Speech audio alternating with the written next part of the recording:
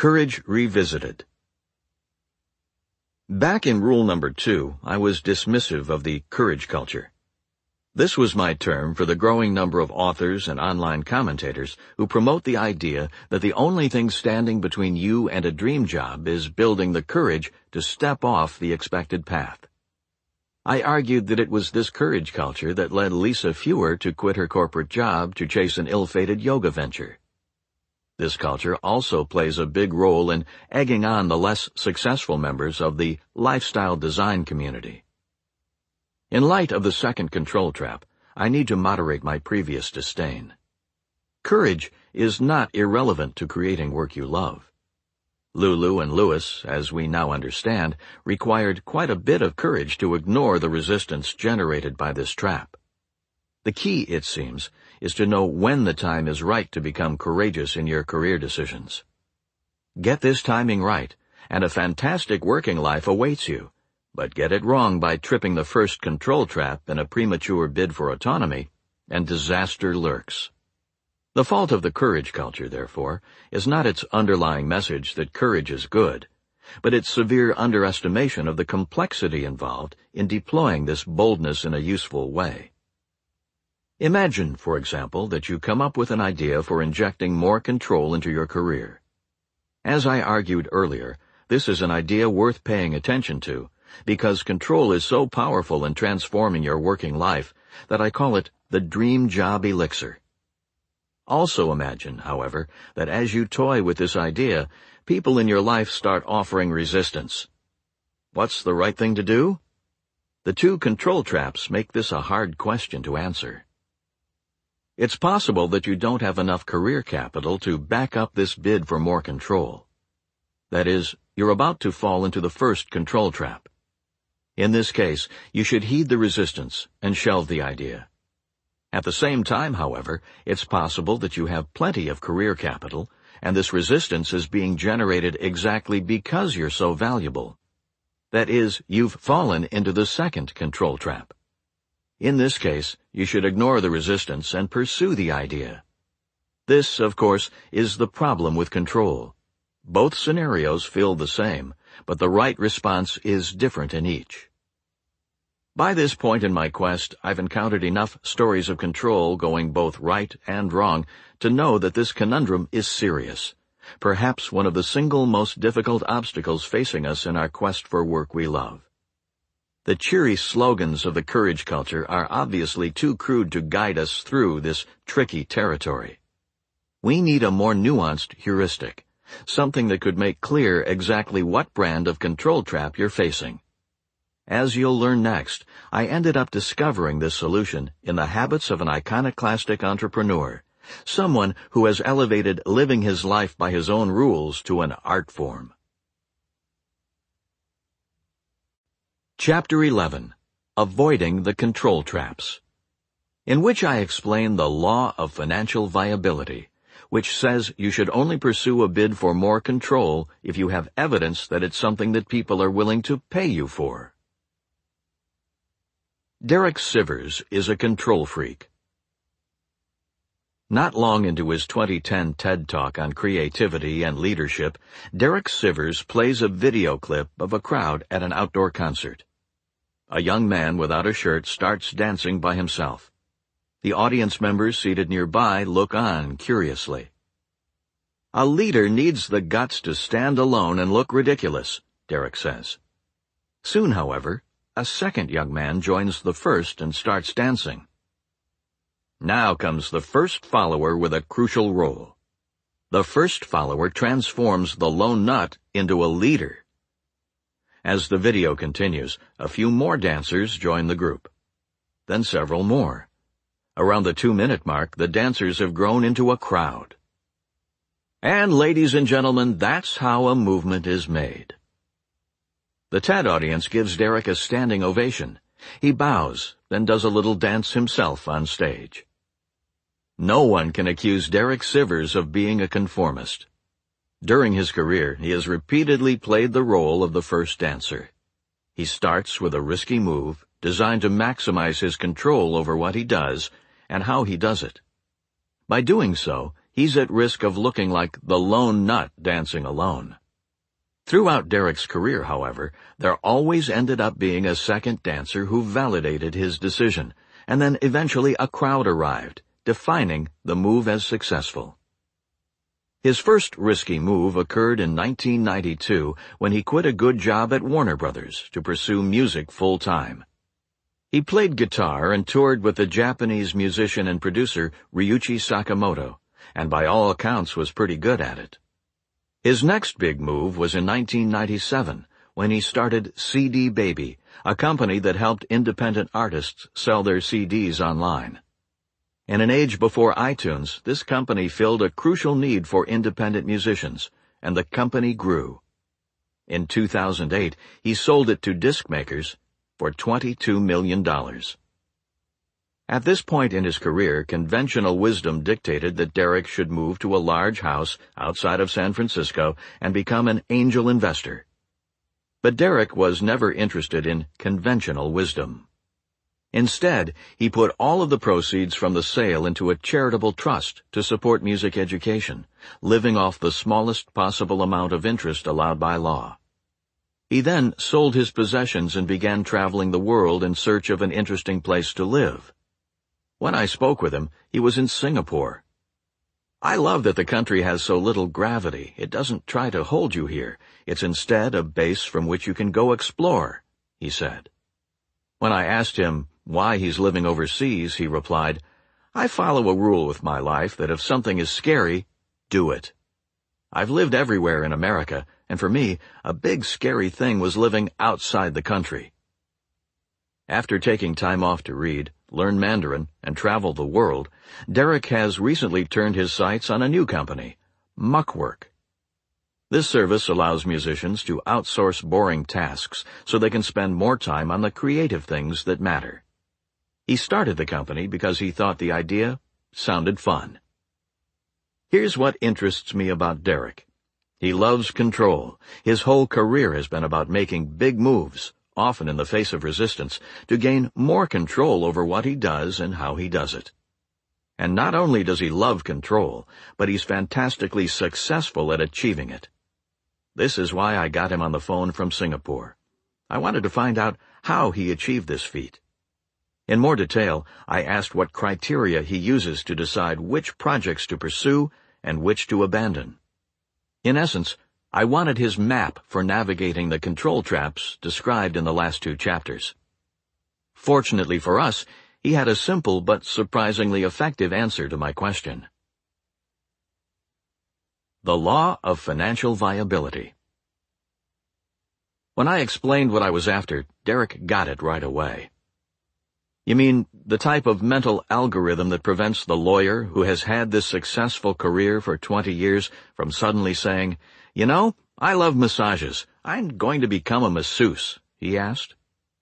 "That's it," I replied. Derek thought for a moment. "I have this principle about money that overrides my other life rules," he said. "Do what people are willing to pay for." Derek made it clear that this is different from pursuing money for the sake of having money. Remember, this is someone who gave away $22 million and sold his possessions after his company was acquired. Instead, as he explained, money is a neutral indicator of value. By aiming to make money, you're aiming to be valuable. He also emphasized that hobbies are clearly exempt from this rule. If I want to learn to scuba dive, for example, because I think it's fun and people won't pay me to do that, I don't care. I'm going to do it anyway, he said. But when it comes to decisions affecting your core career, money remains an effective judge of value. If you're struggling to raise money for an idea, or are thinking that you will support your idea with unrelated work, then you need to rethink the idea. At first encounter, Derek's career, which orbits around creative pursuits, might seem divorced from matters as prosaic and crass as money. But when he re-narrated his path from the perspective of this mental algorithm, it suddenly made more sense. His first big move, for example, was to become a professional musician in 1992. As Derek explained to me, he started by pursuing music at night and on the weekend. I didn't quit my day job until I was making more money with my music. His second big move was to start CD Baby. Again, he didn't turn his attention full-time to this pursuit until after he had built up a profitable client base. People ask me how I funded my business, he said. I tell them, first I sold one CD, which gave me enough money to sell two. It grew from there. In hindsight, Derek's bids for control remain big and nonconformist, but given his mental algorithm on only doing what people are paying for, they now also seem much less risky. This idea is powerful enough that I should give it its own official-sounding title: The Law of Financial Viability. When deciding whether to follow an appealing pursuit that will introduce more control into your work life, seek evidence of whether people are willing to pay for it. If you find this evidence, continue. If not, move on. When I began reflecting on this law, I saw that it applied again and again to examples of people successfully acquiring more control in their careers. To understand this, notice that the definition of willing to pay varies. In some cases, it literally means customers paying you money for a product or a service. But it can also mean getting approved for a loan, receiving an outside investment, or, more commonly, convincing an employer to either hire you or keep writing you paychecks. Once you adopt this flexible definition of pay for it, this law starts popping up all over. Consider, for example, Ryan Voiland from Red Fire Farm. Many well-educated city dwellers fed up with urban chaos buy some farmland and try to make a living working with their hands. Most fail. What makes Ryan different is that he made sure people were willing to pay him to farm before he tried it. In more detail, because he wasn't a rich ex-banker, buying his first property required a loan from the Massachusetts Farm Services Agency, and the FSA does not give away its money easily. You have to submit a detailed business plan that convinces them that you'll actually make money with your farm. With 10 years of experience on his side, Ryan was able to make this argument. Lulu provides another good example of this law in action. Here, the definition of willing to pay concerned her paycheck. She judged her moves toward more autonomy by whether or not someone would hire her or keep paying her while she made them. Her first big move, for example, was to drop to a 30-hour-per-week schedule. She knew she had enough capital to support this change because her employer said yes. In later jobs, when she negotiated a 3-month leave or insisted on working freelance with an open schedule, these were also bids for more control that were validated by the fact that her employers accepted them. If she had had less career capital, they would have had no problem telling her goodbye. On the flip side, when you look at stories of people who were unsuccessful in adding more control to their careers, you often find that this law has been ignored. Remember Jane from earlier in Rule number 3.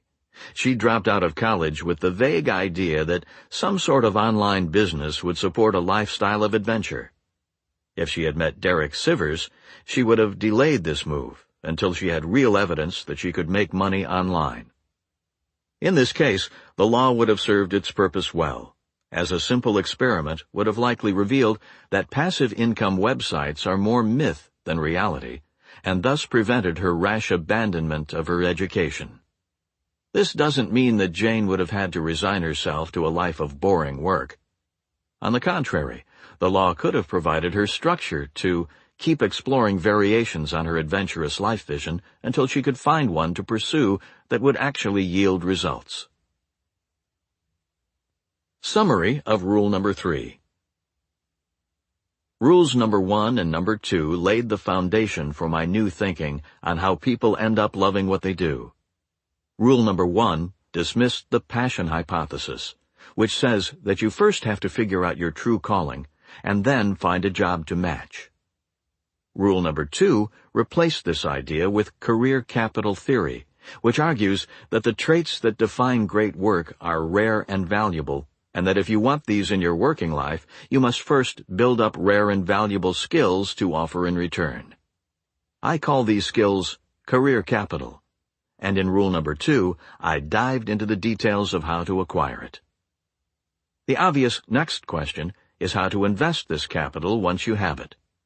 Rule number 3 explored one answer to this question by arguing that gaining control over what you do and how you do it is incredibly important. This trait shows up so often in the lives of people who love what they do that I've taken to calling it the dream job elixir. Investing your capital in control, however, turns out to be tricky.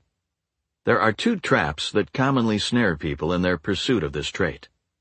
The first control trap notes that it's dangerous to try to gain more control without enough capital to back it up. The second control trap notes that once you have the capital to back up a bid for more control, you're still not out of the woods.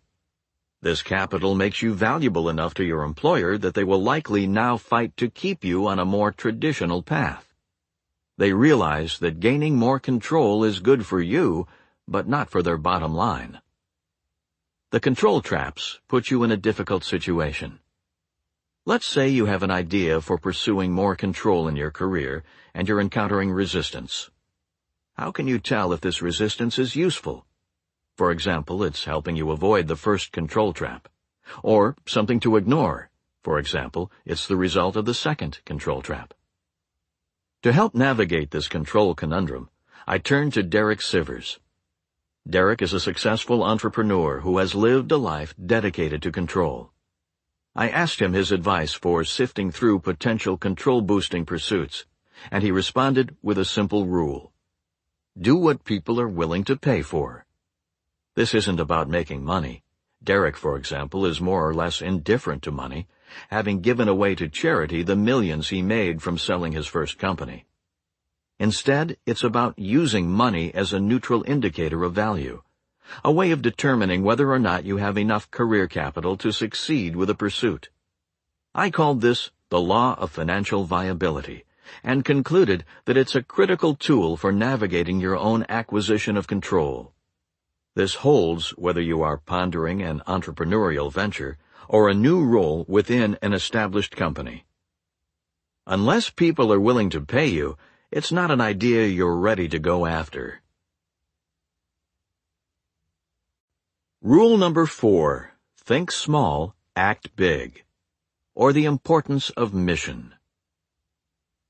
Chapter 12, The Meaningful Life of Pardee Sabeti, in which I argue that a unifying mission to your working life can be a source of great satisfaction.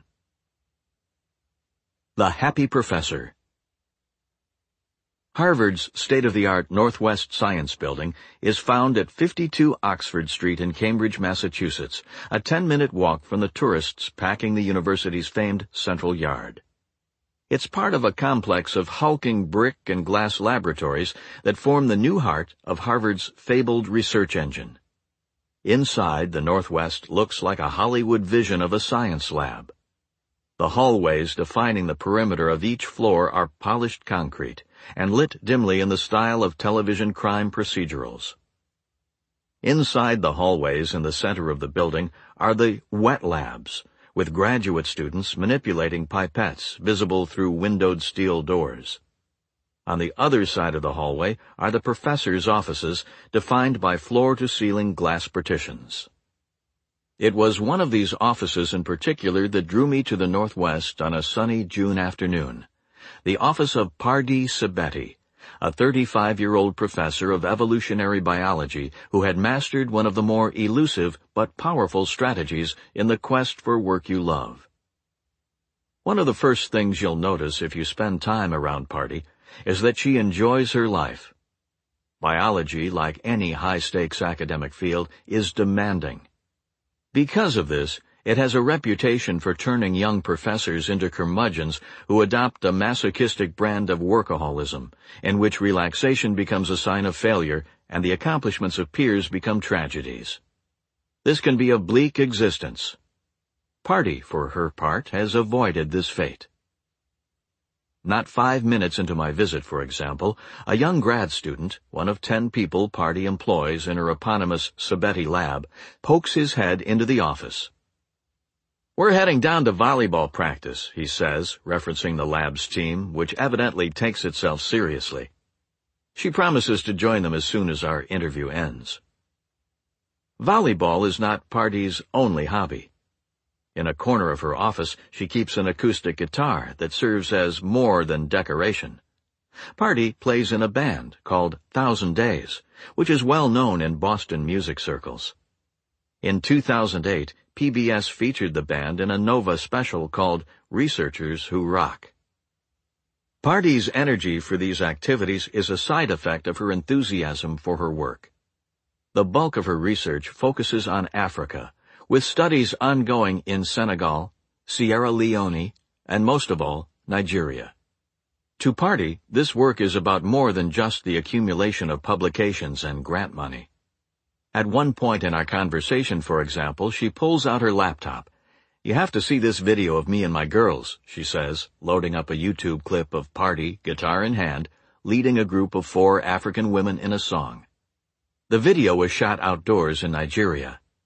Palm trees provided the backdrop. The women, I learn, work in a clinic supported by the Sabeti lab. "These women deal with people who die in devastating ways every day," she says to no one in particular while the video plays. On screen, everyone is smiling while Party leads them with mixed success through the verses. "I love going there," she adds. "Nigeria is my African home." It's clear that Party has avoided the grinding cynicism that traps so many young academics and has instead built an engaging life. "It's not always easy," she once said in an interview, "but I truly love what I do." But how did she pull off this feat? As I spent time with Party, I recognized that her happiness comes from the fact that she built her career on a clear and compelling mission, something that not only gives meaning to her work, but provides the energy needed to embrace life beyond the lab. In the overachieving style typical of Harvard, Party's mission is by no means subtle. Her goal, put simply, is to rid the world of its most ancient and deadly diseases. Party's mission. As a graduate student, Party stumbled into the emerging field of computational genetics, the use of computers to help understand DNA sequences.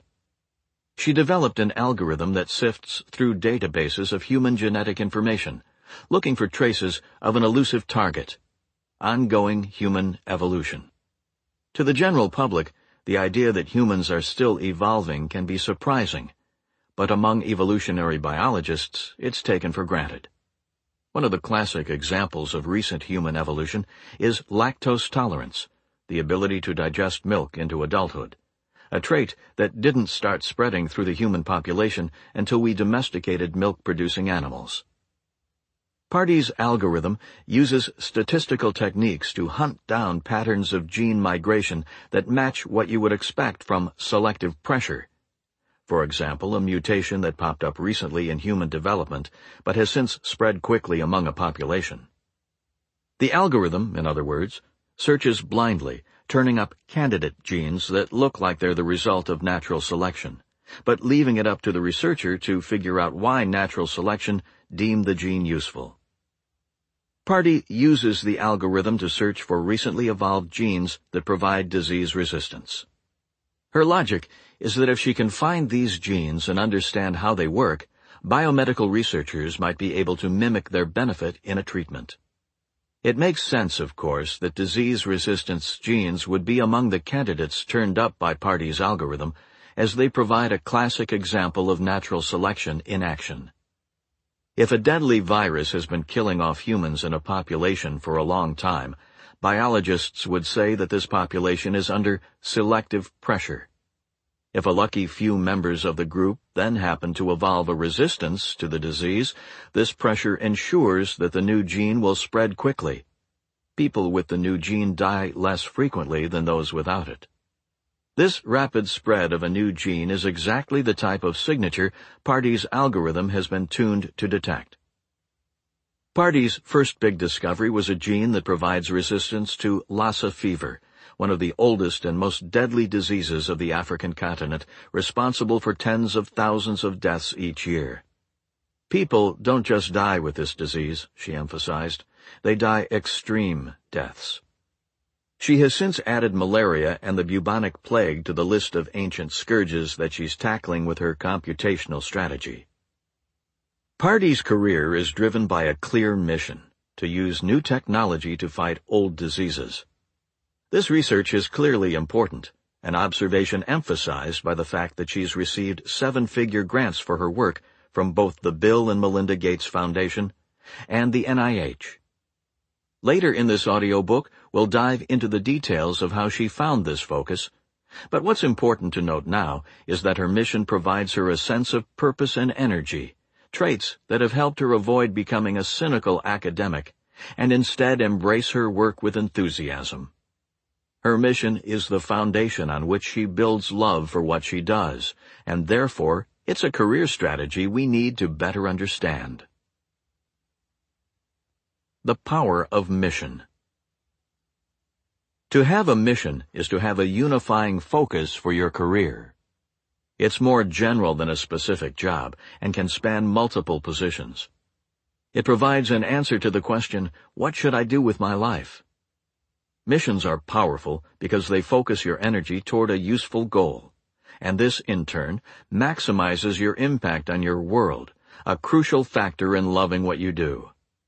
People who feel like their careers truly matter are more satisfied with their working lives, and they're also more resistant to the strain of hard work.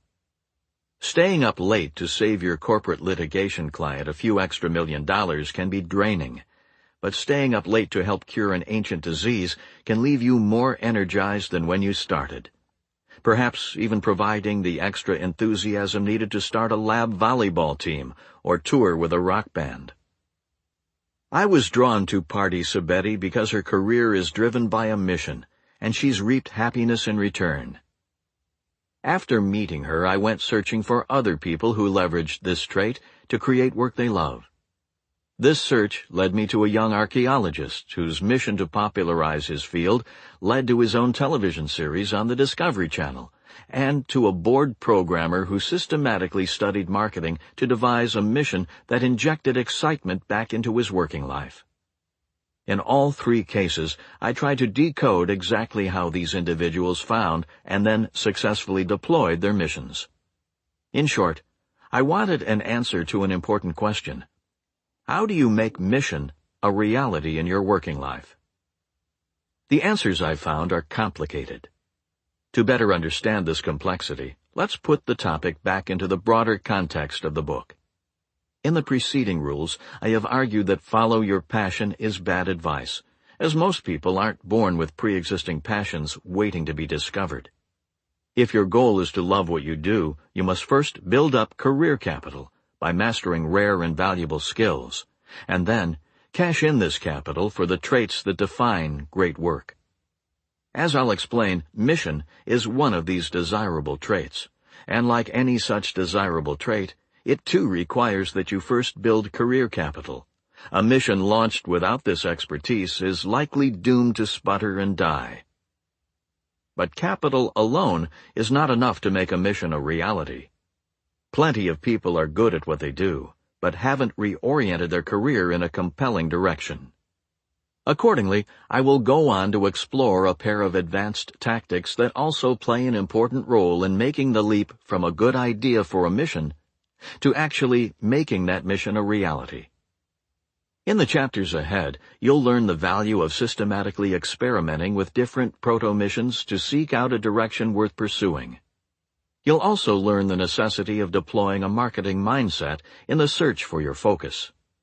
In other words, missions are a powerful trait to introduce into your working life, but they're also fickle, requiring careful coaxing to make them a reality. This subtlety probably explains why so many people lack an organizing focus to their careers, even though such focus is widely admired. Missions are hard. By this point in my quest, however, I had become comfortable with hard, and I hope that if you've made it this far in the audiobook, you have gained this comfort as well.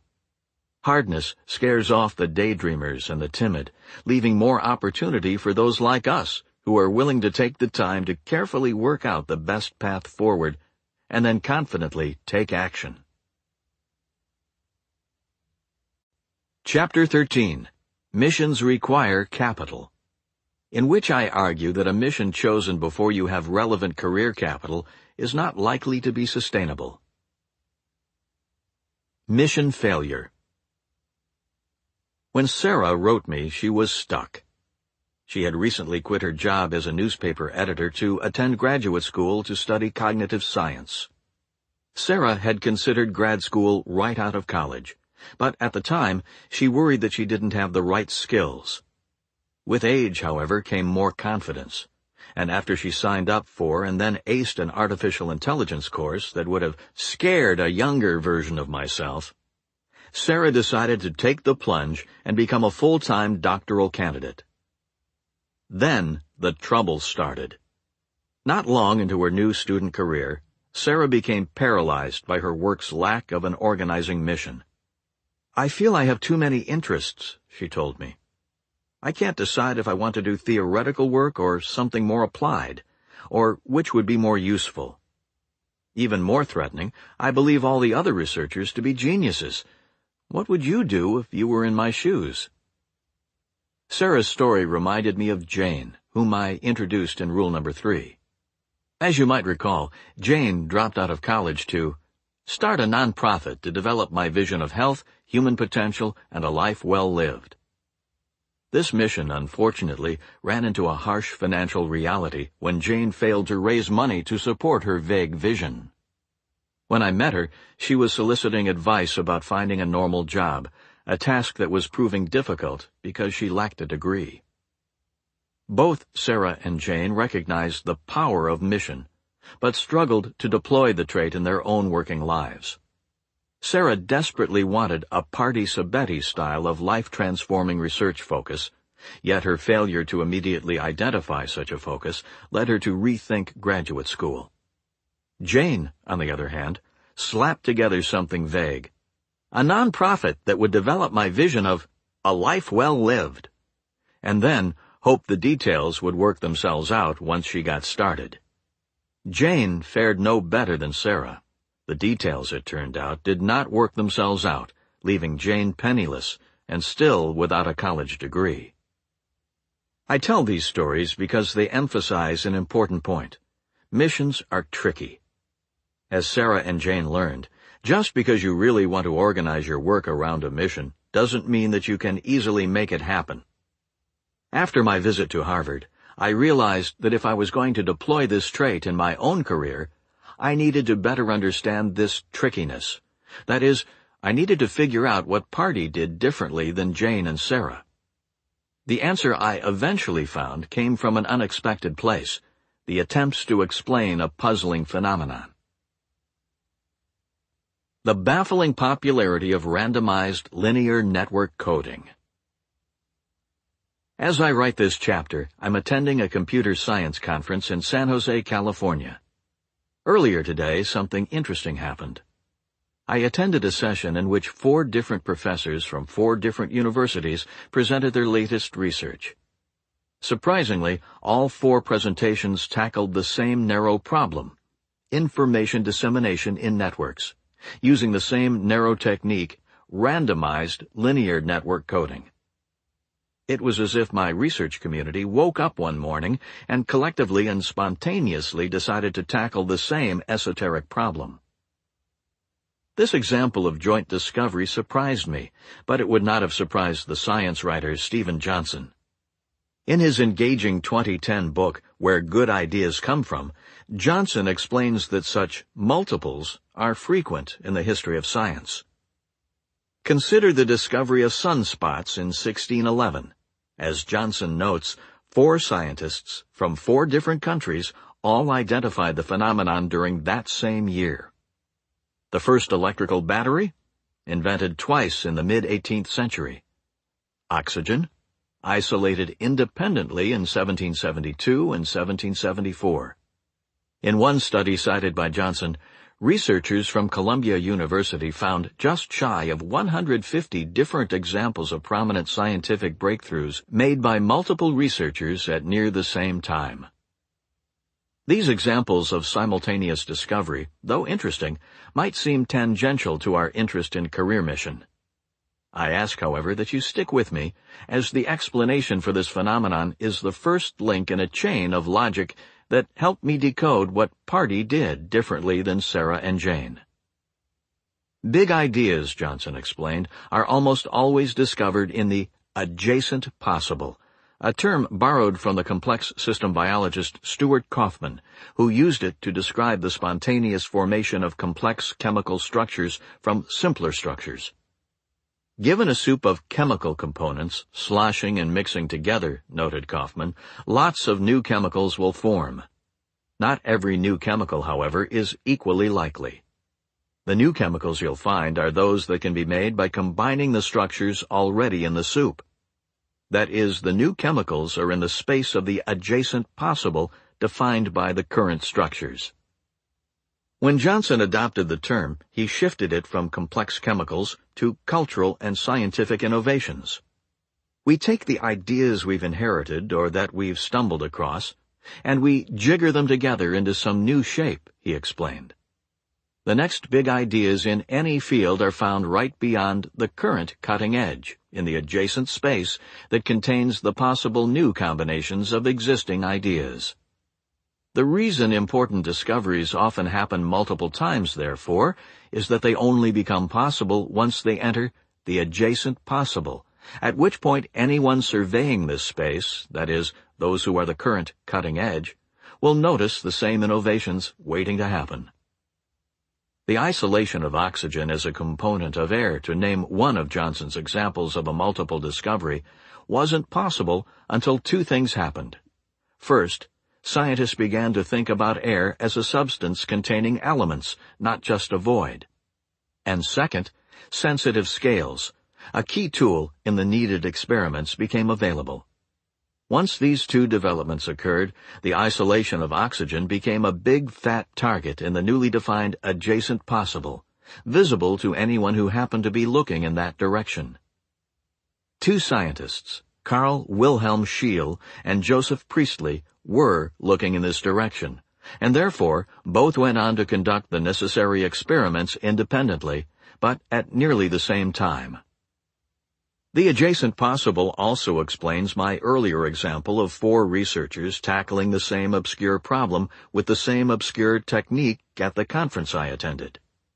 The specific technique applied in this case, a technique called randomized linear network coding, came to the attention of the computer scientists I work with only over the last 2 years as researchers who study a related topic began to apply it successfully to thorny problems.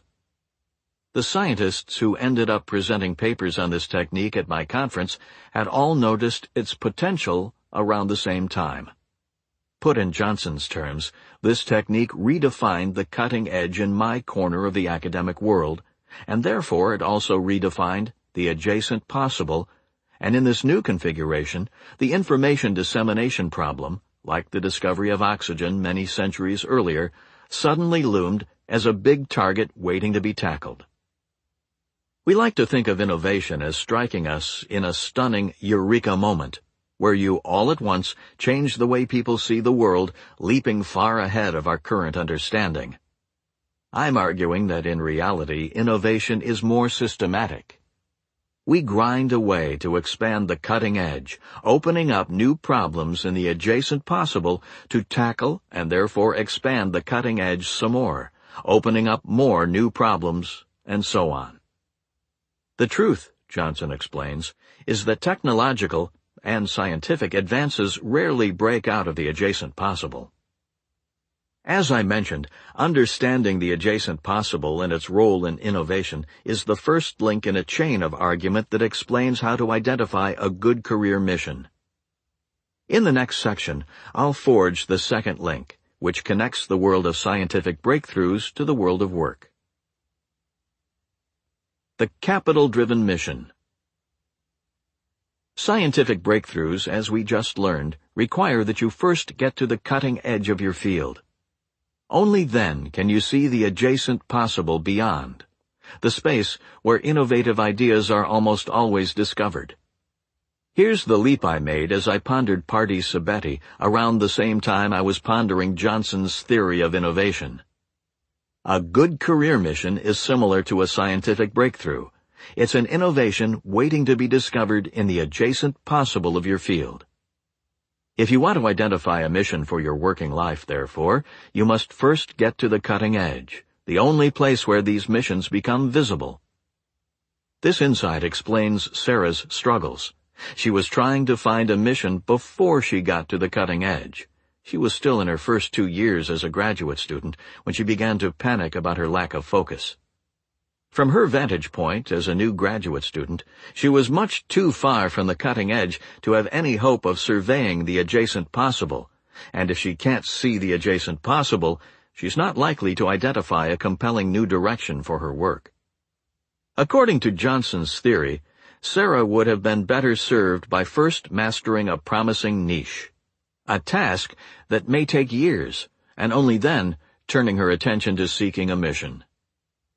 This distance from the adjacent possible also tripped up Jane.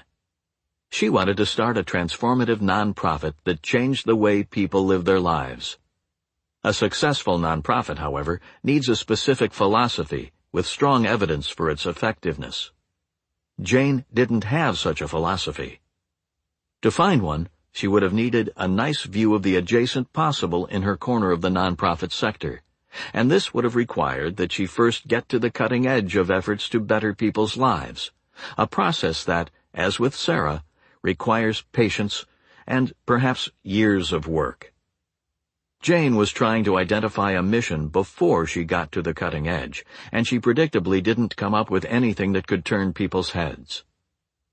In hindsight, these observations are obvious. If life-transforming missions could be found with just a little navel-gazing and an optimistic attitude, changing the world would be commonplace. But it's not commonplace. It's instead quite rare. This rareness, we now understand, is because these breakthroughs require that you first get to the cutting edge. And this is hard. The type of hardness that most of us try to avoid in our working lives. Those who have been paying attention will notice that this talk of getting to the cutting edge echoes the idea of career capital, which was introduced back in Rule Number 2. As you'll recall, career capital is my term for rare and valuable skills. It is, I argued, your main bargaining chip in creating work you love. Most people who love their work got where they are by first building up career capital and then cashing it in for the types of traits that define great work. Getting to the cutting edge of a field can be understood in these terms. This process builds up rare and valuable skills, and therefore builds up your store of career capital. Similarly, identifying a compelling mission once you get to the cutting edge can be seen as investing your career capital to acquire a desirable trait in your career. In other words, mission is yet another example of career capital theory in action. If you want a mission, you need to first acquire capital. If you skip this step, you might end up like Sarah and Jane, with lots of enthusiasm, but very little to show for it. Not surprisingly, when we return to the story of Party Sabeti, we find that her path to a mission provides a nice example of this career capital perspective translated into practice. Party's patience. I think you do need passion to be happy, Party Sabeti told me. At first, this sounds like she's supporting the passion hypothesis that I debunked in Rule Number 1. But then she elaborated. It's just that we don't know what that passion is. If you ask someone, they'll tell you what they think they're passionate about, but they probably have it wrong. In other words, she believes that having passion for your work is vital, but she also believes that it's a fool's errand to try to figure out in advance what work will lead to this passion. When you hear Party's story, the origin of this philosophy becomes clear. In high school, I was obsessed with math, she told me. Then she had a biology teacher whom she loved, which made her think that biology might be for her. When she arrived at MIT, she was forced to choose between math and bio. It turns out that the MIT bio department has an unbelievable emphasis on teaching, she explained. So I majored in bio. With a bio major came a new plan. She decided she was destined to become a doctor. I perceived myself as someone who cared about people. I wanted to practice medicine. Pardee did very well at MIT, won a Rhodes Scholarship, and used it to go earn her PhD at Oxford. She focused on biological anthropology, a typically archaic Oxfordian name for a field most would simply call genetics. It was at Oxford that Pardee decided that Africa and infectious diseases were also a potentially interesting topic to study. If you're keeping count, this was the third field that at some point in her student career attracted her. The full list now contains math, medicine, and infectious disease. This is why she's wary of the strategy of trying to identify your one true calling in advance. In her experience, lots of different things can, at different times, seem compelling. Given her new interest in Africa, Pardee joined a research group using genetic analysis to help African Americans trace their genealogy back to regions of Africa. After a year or so, Pardee decided to switch labs, and she moved into another, suggested by a friend. This lab was tackling the genetics of malaria. After Oxford, Pardee returned to Harvard Medical School to earn her MD. Amazingly, even as she was finishing up a PhD in genetics, she wasn't ready yet to abandon her earlier premonition that she was somehow meant to be a doctor. The result was that she became a young med student, finishing a PhD thesis during her spare time. If you want to write a thing about having a quality, enjoyable life, don't ask me about my time at Harvard, she warned. Harvard was a tough time. Pardee finished her dissertation and became a postdoctoral fellow, continuing to juggle this work with the end of her MD program, taking the subway back and forth between Harvard and MIT, where she was now working at the Broad Institute with the famed geneticist Eric Lander.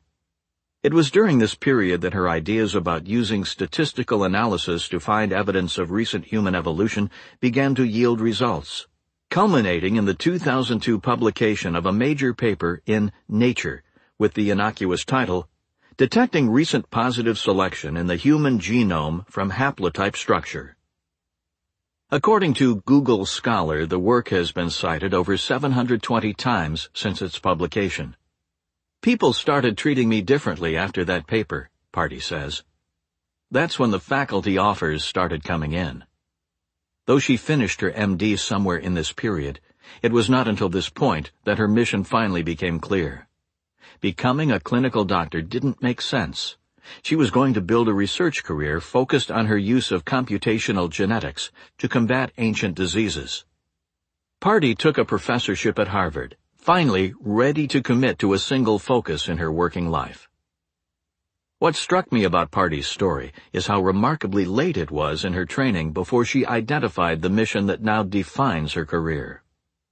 This lateness is best represented by her decision to still attend and finish medical school, even though she was working on PhD research that was starting to attract notice. These are not the actions of someone who is certain of her destiny from day one. This certainty didn't come until later, around the time of her Nature publication, when Pardee had finally developed her computational genetics ideas to the point where their usefulness and novelty were obvious. To use my terminology, this long period of training, starting with her undergraduate biology classes and continuing through her PhD and then postdoctoral work at the Broad Institute, was when she was building up her stores of career capital. When she took a professorship at Harvard, she was finally ready to cash in this capital to obtain the mission-driven career she enjoys today. Rule number 4 is entitled, Think Small, Act Big. It's in this understanding of career capital and its role in mission that we get our explanation for this title. Advancing to the cutting edge in a field is an act of small thinking, requiring you to focus on a narrow collection of subjects for a potentially long time. Once you get to the cutting edge, however, and discover a mission in the adjacent possible, you must go after it with zeal, a big action. Pardee Sabeti thought small by focusing patiently for years on a narrow niche, the genetics of diseases in Africa, but then acting big once she acquired enough capital to identify a mission, using computational genetics to help understand and fight ancient diseases.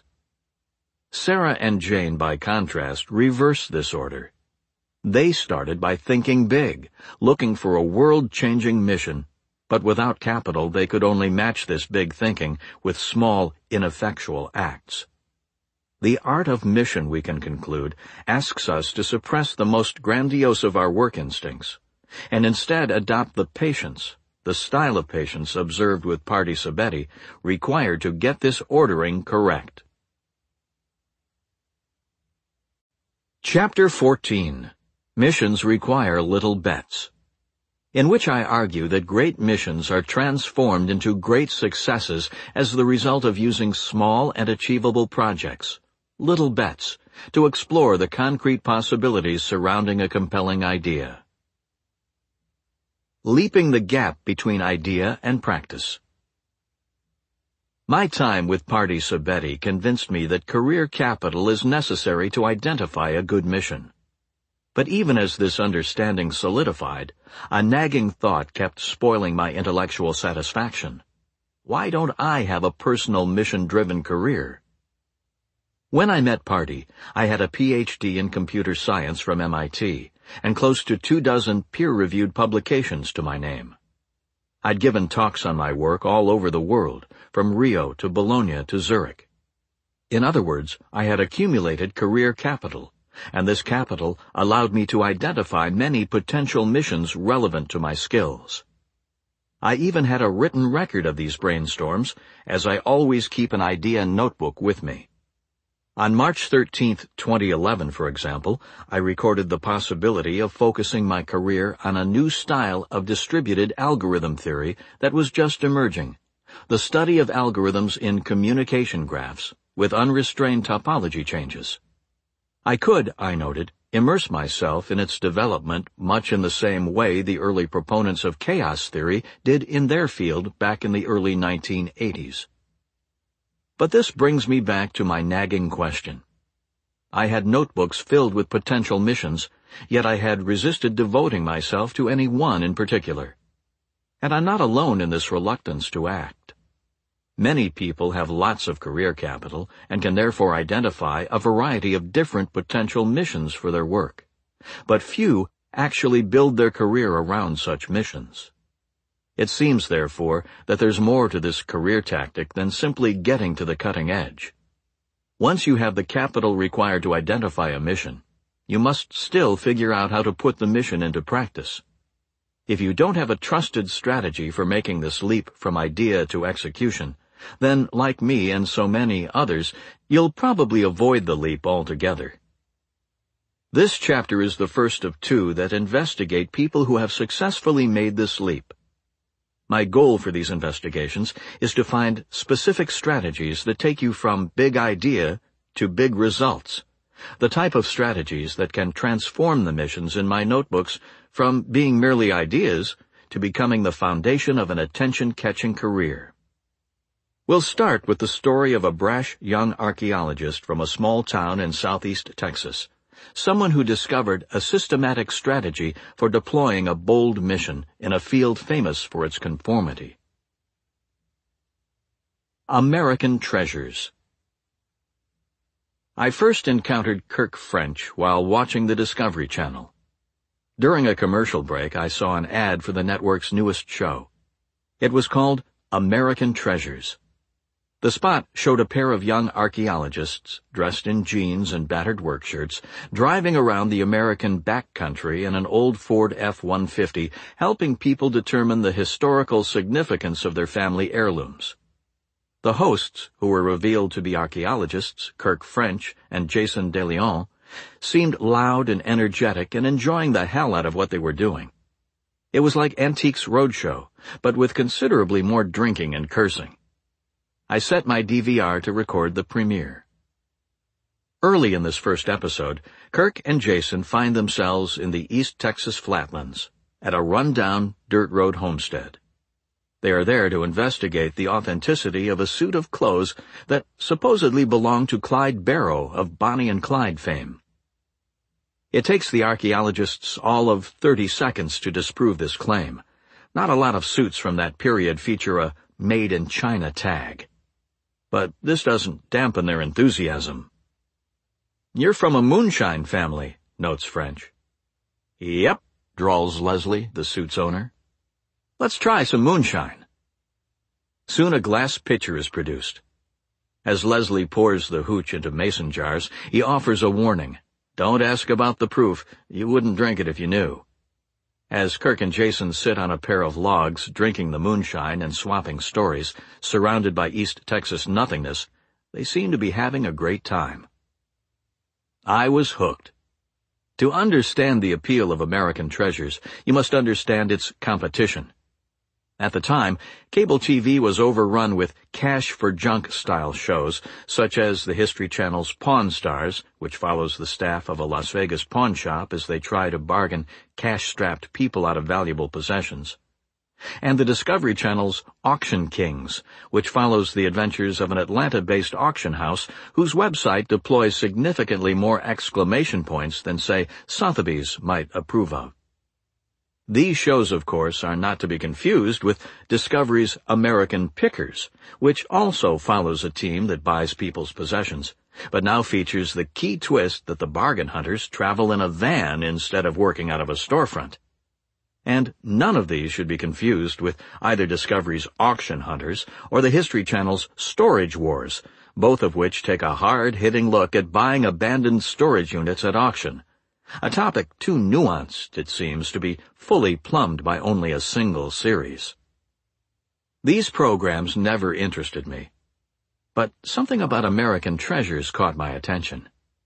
I think once I looked past the name, which Kirk later admitted to me he both hated and fought against, I was struck by the fact that the hosts had a purpose beyond just wanting to be on television. For one thing, they aren't full-time TV personalities, but are instead academic archaeologists. The Discovery Channel had to buy out a semester of their teaching obligations so they could film the first season. In addition, there's no exchanging of cash in this show, a mainstay of all other entries in this genre. Putting monetary value on artifacts is antithetical to the mission of archaeology, and Kirk and Jason refuse to do so in their show. The hosts, instead, seem driven by the idea that they're educating the public about the reality of modern archaeology. This is their mission, and as indicated by the smiles on their faces as they sipped East Texas moonshine in the premiere episode of their show, it's a mission that's a hell of a lot of fun to pursue.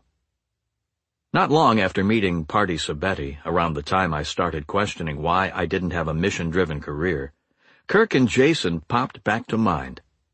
I realized that they provided a perfect case study of what it's like to leap a large gap between idea and practice. The mission of popularizing archaeology to a mass audience and having a fun time doing so sounds good on paper, but to actually devote your career to this mission, especially when you're just out of graduate school and trying to make a name for yourself in a traditional academic field, is a terrifying prospect. I called up Kirk to find out what strategy he used to make this leap with confidence. The Armchair Archaeologist. No one who knows him would describe Kirk French as boring. After Bush won the election in 2004, he told me, I sort of lost it. I sold everything and moved to the woods. The woods consisted of 16 acres of old farmland, and it was a 20-minute drive from the Penn State campus where Kirk was a graduate student at the time. While living in his hermit mode, he decided to build a wooden stage in an apple tree grove not far from his cabin and organize a music festival, which he called, naturally, Kirkfest. Jason DeLeon, a fellow grad student at Penn State, had a band named Wilcox Hotel at the time, which played at the festival. He admired Kirk's entrepreneurial streak and asked if he wanted to manage Wilcox Hotel. Kirk thought it sounded like fun. They ended up taking time off from their graduate studies to buy a minibus and drive across the country and back on tour. They also recorded 2 CDs during this period. I tell these stories because they emphasize that Kirk is someone who is not afraid to try something bold if it holds out the promise of making his life more interesting. During this period as a graduate student, Kirk, who specialized in Mayan water management, was interviewed for a History Channel documentary on the Maya called Lost Worlds. As someone always seeking creative outlets for his energy, this experience helped Kirk cement a potential mission for his career: to popularize modern archaeology to a mass audience. His first efforts to explore this direction began after he graduated with his Ph.D. and became a postdoc, and they centered on a classic 1961 documentary called Land and Water, an ecological study of the Teotihuacan Valley of Mexico, filmed by the late Penn State archaeologist William Sanders. This film documents how the rise of Mexico City has transformed the ecology and lifestyle in the Teotihuacan Valley. For those, like Kirk, who study historical ecology, it's an influential film. In the fall of 2009, Kirk got his hands on the original 16mm reels, including outtakes that never made the original cut, as well as Sanders' notes. He launched 2 projects surrounding this find. The first was to digitize the original film footage and release a DVD of the original documentary, a project he completed in the spring of 2010. The second project was more ambitious. He decided to film a new version of the documentary, an update that would show the further changes that have happened between the 1960s and the present in the valley. Kirk raised seed money from Penn State's anthropology department and the Maya Exploration Center, put together a team, and in the winter of 2010 headed down to Mexico City to begin filming sample footage. The goal was to pull together enough compelling shots to convince funding agencies of the importance of the project. Kirk's breakthrough for his mission, however, began in December 2009. George Milner, a professor in the office next to Kirk, called him in to join a group of archaeologists who were all standing around Milner's phone. "You've got to listen to this message," he said while dialing into his voicemail. The recording was of a man who lived just north of Pittsburgh. He sounded articulate and thoughtful, at least until he got to the reason he was calling the Penn State Archaeology Department. "I've got what I think is the treasure of the Knights Templar in my backyard," he explained. The gathered academics all had a good laugh, but then Kirk interjected, "I'm going to call him back." His more experienced colleagues tried to talk him out of it. "He will never leave you alone," they told him. "He will call you back every week and keep asking you questions." As Kirk explained to me, in an academic field like archaeology, you get a lot of these types of calls. People who think they found a dinosaur footprint or whatever, and there's just not time with the pressure of research and teaching to keep up with them. But Kirk saw an opportunity here that would support his mission. This type of public outreach is exactly what we archaeologists should be doing, he realized. He decided he was going to follow up on the random calls that came into the department. He planned to go meet the people, hear their stories, and help explain how the principles of archaeology can lead them to figure out whether or not a medieval organization of knights was actually traipsing around the hills of Pittsburgh. Not only would he meet them, but he would also film the encounters, with the eventual goal of producing a documentary on the most interesting case. He called the project The Armchair Archaeologist. He envisioned this side project taking 5 or 10 years, something to work on alongside his filming in the Teotihuacan Valley. I figured, at the very least, I could show it to the students in my intro archaeology classes, he said. On a Sunday morning, not long after hearing the call about the Knights Templar treasure, Kirk gathered a cameraman and soundman and headed out to Pittsburgh to investigate the claim. He was the coolest guy, Kirk recalls. He had crazy ideas, but he was fun to talk to. We hung out all day and had some beers and chatted. The treasure, it turns out, was just some old deer bones and railroad spikes found in a gravel pit, but the experience was invigorating for Kirk. It also turned out to be more consequential than he could ever have guessed. Around this time, the Discovery Channel decided it wanted a reality show that had something to do with archaeology. As is common in the TV business, instead of developing the idea themselves, The channel instead spread word of their general interest and left it to the independent production companies to pull together specific show concepts. 3 months after Kirk filmed his Pittsburgh footage, one of these production companies contacted the head of the archaeology department at Penn State, who forwarded the message to the whole staff. Sure, I only had 3 months of experience on my job as a lecturer at the time, Kirk recalled. But I was really interested in media, so I thought, why not me? Kirk followed up with the production company. I have your show idea, he told them, not long into their initial conversation. He sent them his armchair archaeologist footage. The production company loved the idea, and they loved Kirk. They refilmed his visit to the Templars' treasure site and sent the tape to the Discovery Channel and the History Channel. The latter agreed to finance a pilot, but the former said, "Screw a pilot, let's film 8 episodes." When they asked Kirk about a co-host, he had only one name to offer, his good friend, Jason DeLeon, who had also recently graduated Penn State and had just started as an assistant professor at Michigan. They both arranged for the Discovery Channel to buy out their teaching obligations for the following fall, and then hit the road to film the first season of what would become American Treasures. Leveraging Little Bets. Kirk's mission was to popularize archaeology, and he wanted to do so in a way that generated an exciting life. Hosting American Treasures made this mission a reality. The question at hand is how he made this leap from a general idea into specific action. Here's what I noticed. Kirk's path to American Treasures was incremental. He didn't decide out of nowhere that he wanted to host a television show and then work backward to make that dream a reality. Instead, he worked forward from his original mission to popularize archaeology with a series of small, almost tentative steps. When he stumbled on the old film reels for Land and Water, for example, he decided to digitize them and produce a DVD. After this small step, he took the slightly larger step of raising money to shoot exploratory footage for a new version of the documentary.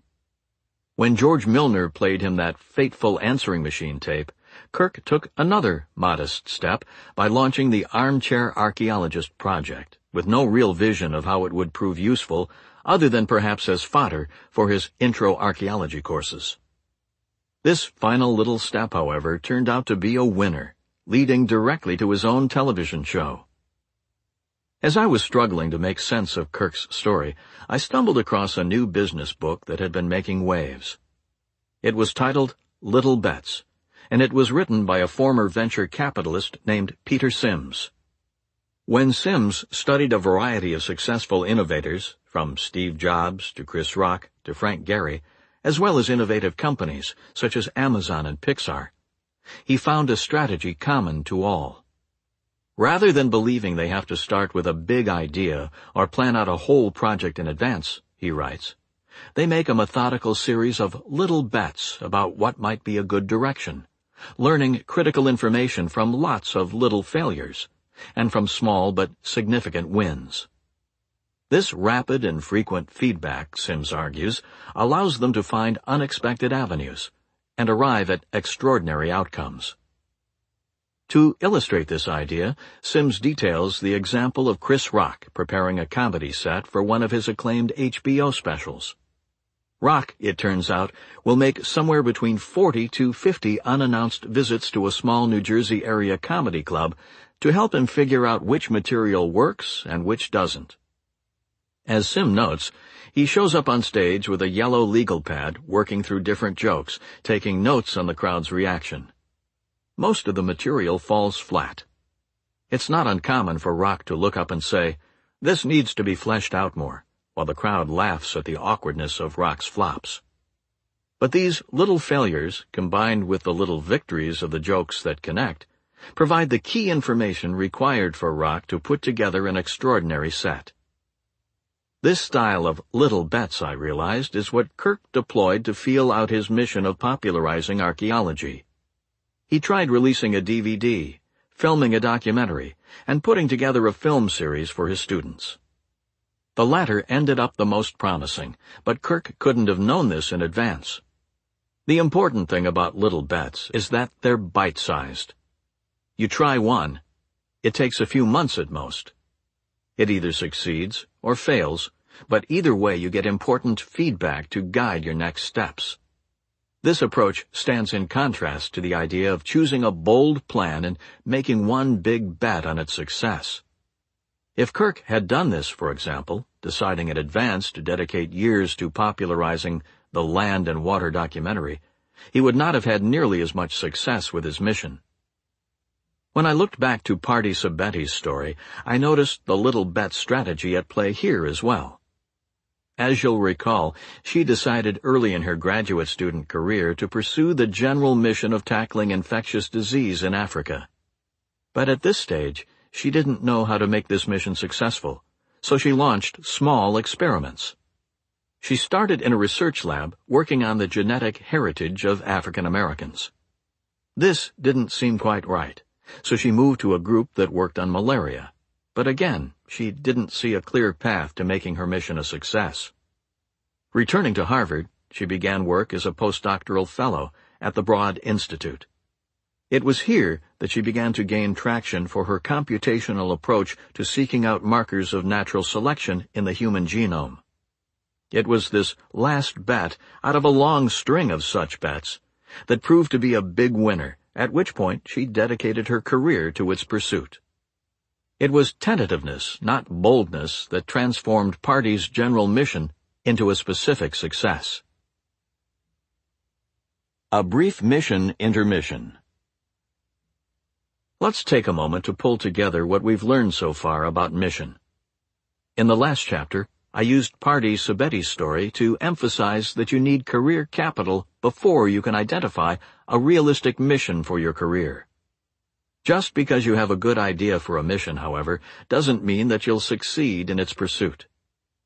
With this in mind, in this chapter we studied the life of Kirk French to better understand how you make the leap from identifying a realistic mission to succeeding in making it a reality. Here we discovered the importance of little bets. To maximize your chances of success, you should deploy small, concrete experiments that return concrete feedback. For Chris Rock, such a bet might include telling a joke to an audience and seeing if they laugh, whereas for Kirk, it might mean producing sample footage for a documentary and seeing if it attracts funding. These bets allow you to tentatively explore the specific avenues surrounding your general mission, looking for those with the highest likelihood of leading to outstanding results. If career capital makes it possible to identify a compelling mission, then it's a strategy of little bets that gives you a good shot of succeeding in this mission. To deploy this career tactic, you need both pieces. As you'll learn in the next chapter, however, the story of mission is not yet complete.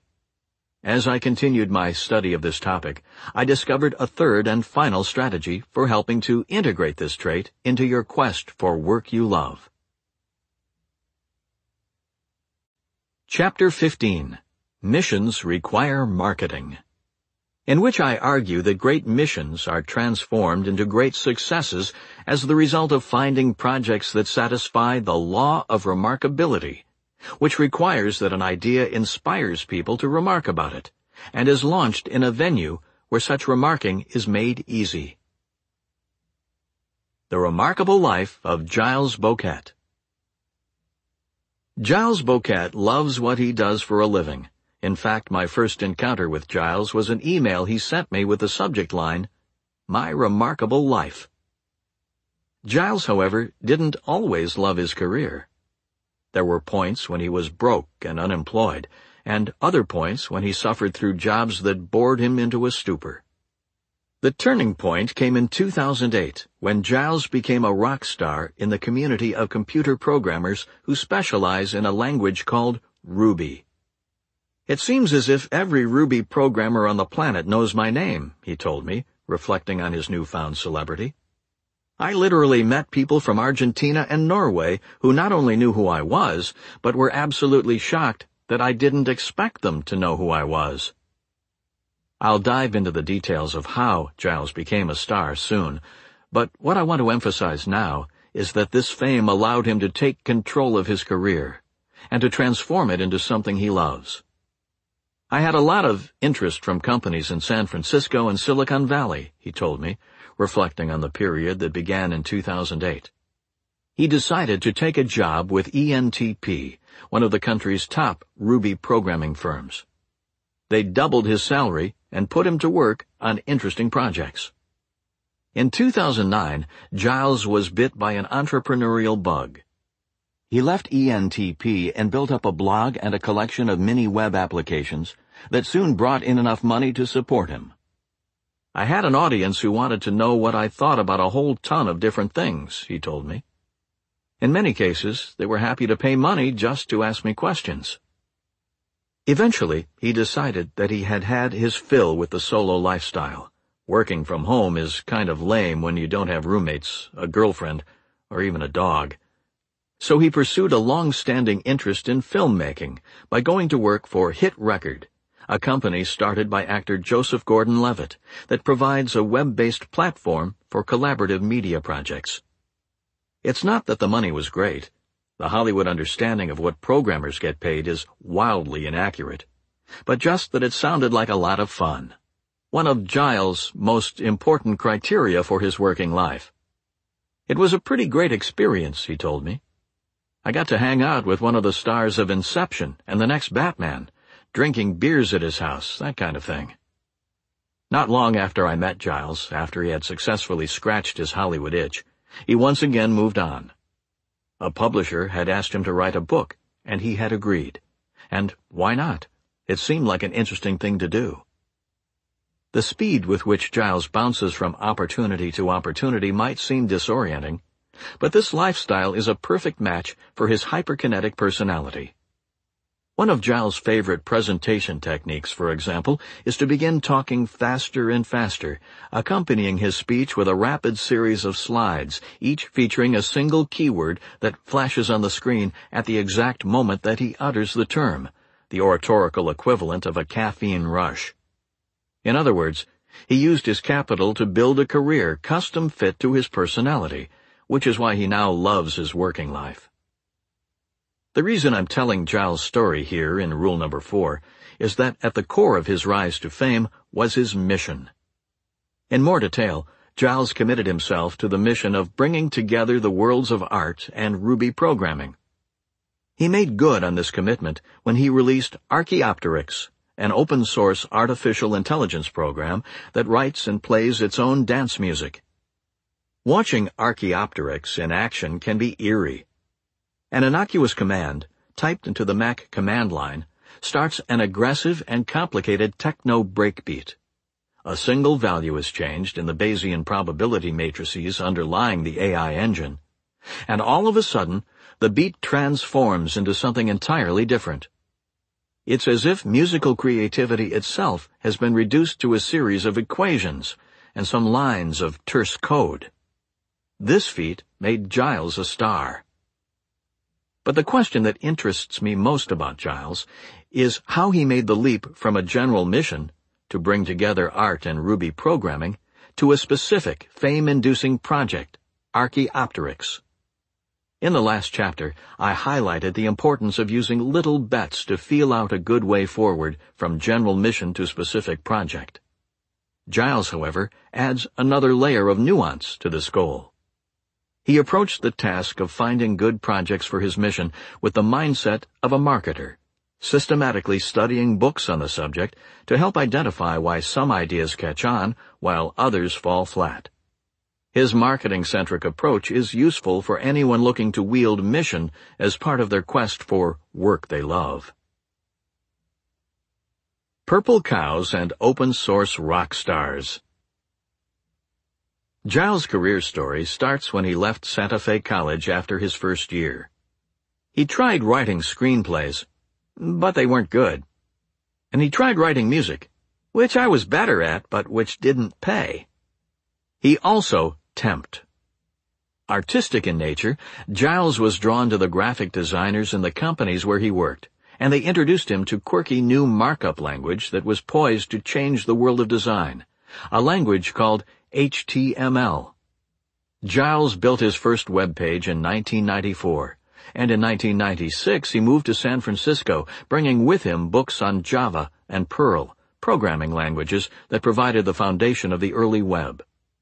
He made $30,000 in 1994.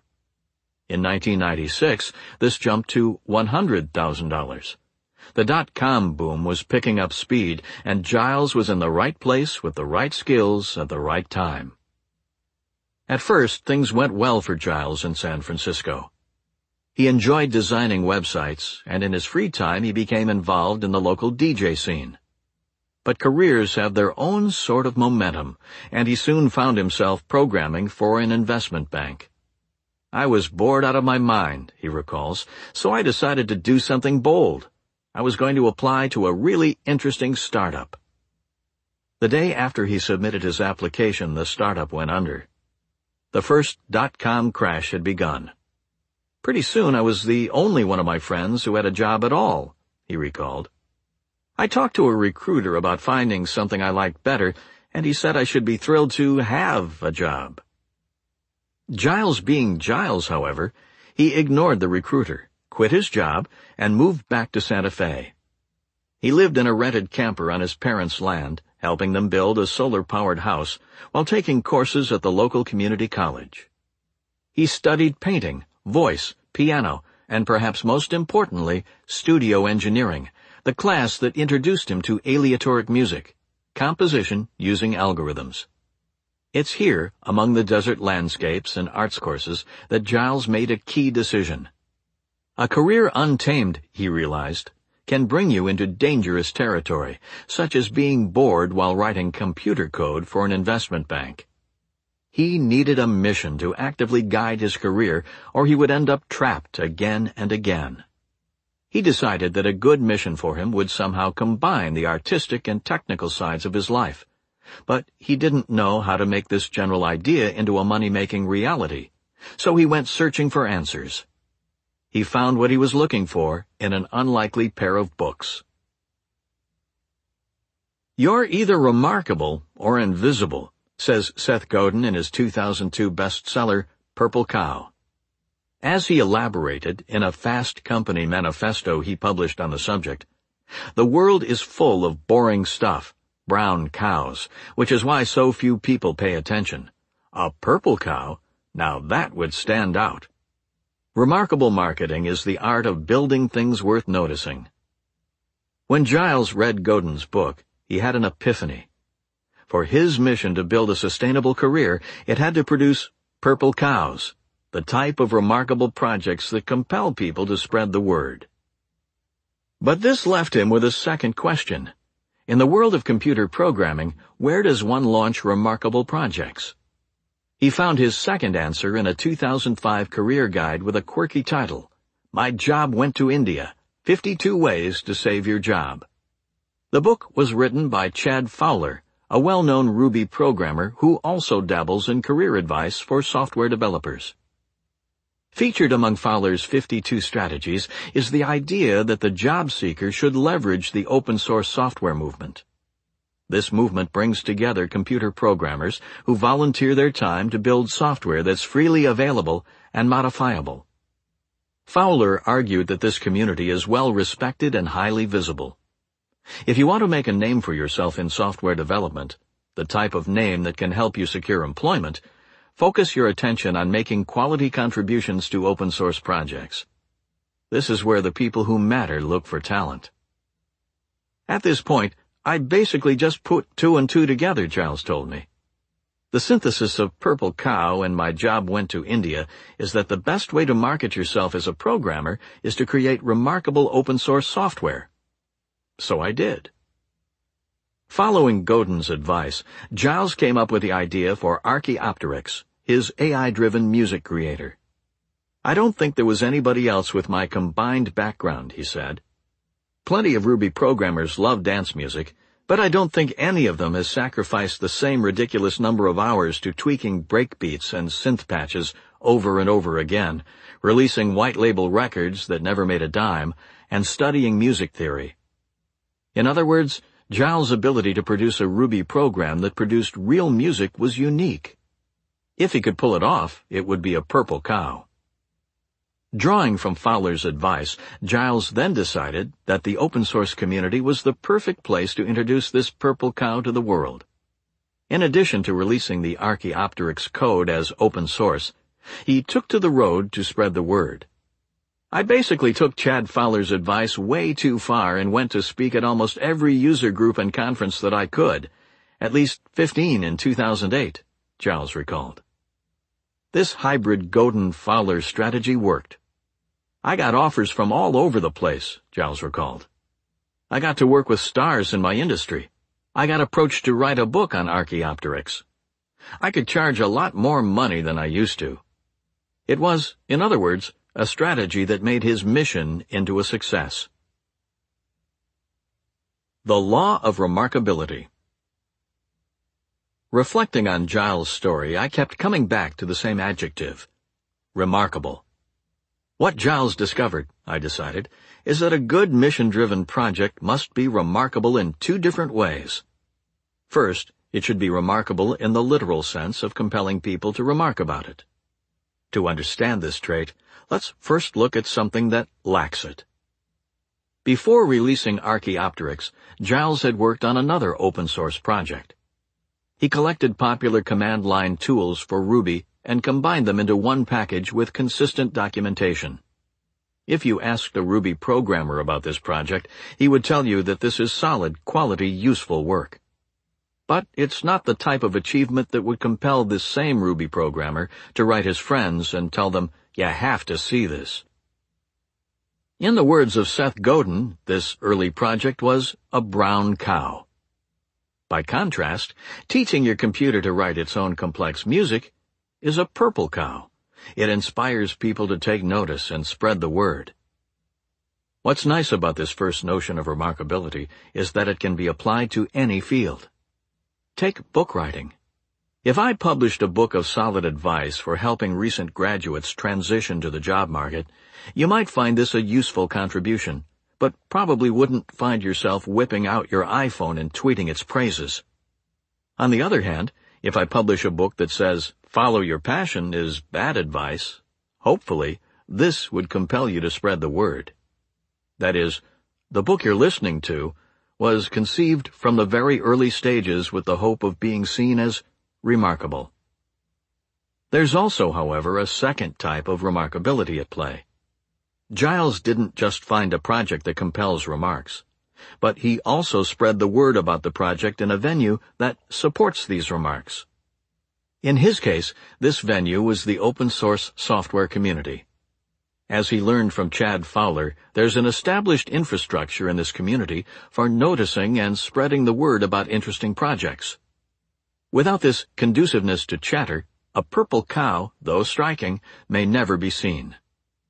To be more concrete, if Giles had instead released Archaeopteryx as a closed-source piece of commercial software, perhaps trying to sell it from a slick website or at music conventions, it probably wouldn't have caught fire as it did. Once again, this notion of remarkability applies beyond just Giles' world of Ruby programming. If we return to my example of writing career advice books, I realized early on in my process that blogging was a remarkable venue for introducing my ideas. Blogs are visible, and the infrastructure is in place for good ideas to quickly spread, through, for example, linking, tweets, and Facebook. Because of this conduciveness to remarking, by the time I pitched this book to publishers, I not only had a large audience who appreciated my views on passion and skill, but the meme had spread.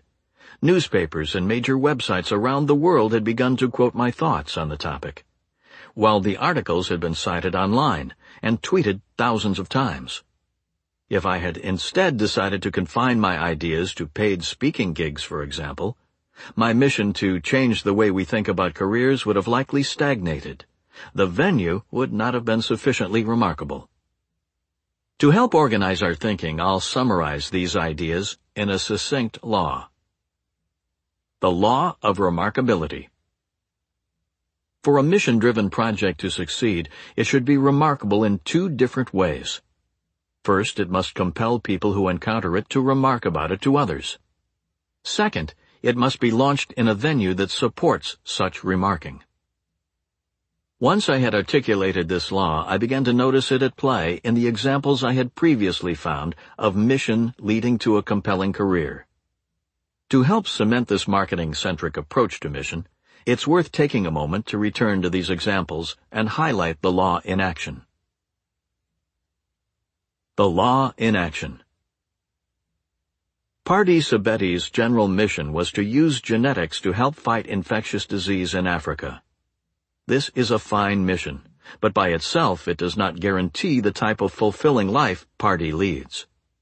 In fact, lots of researchers share this mission and are doing good basic science, such as sequencing the genes of viruses, but don't have particularly compelling careers.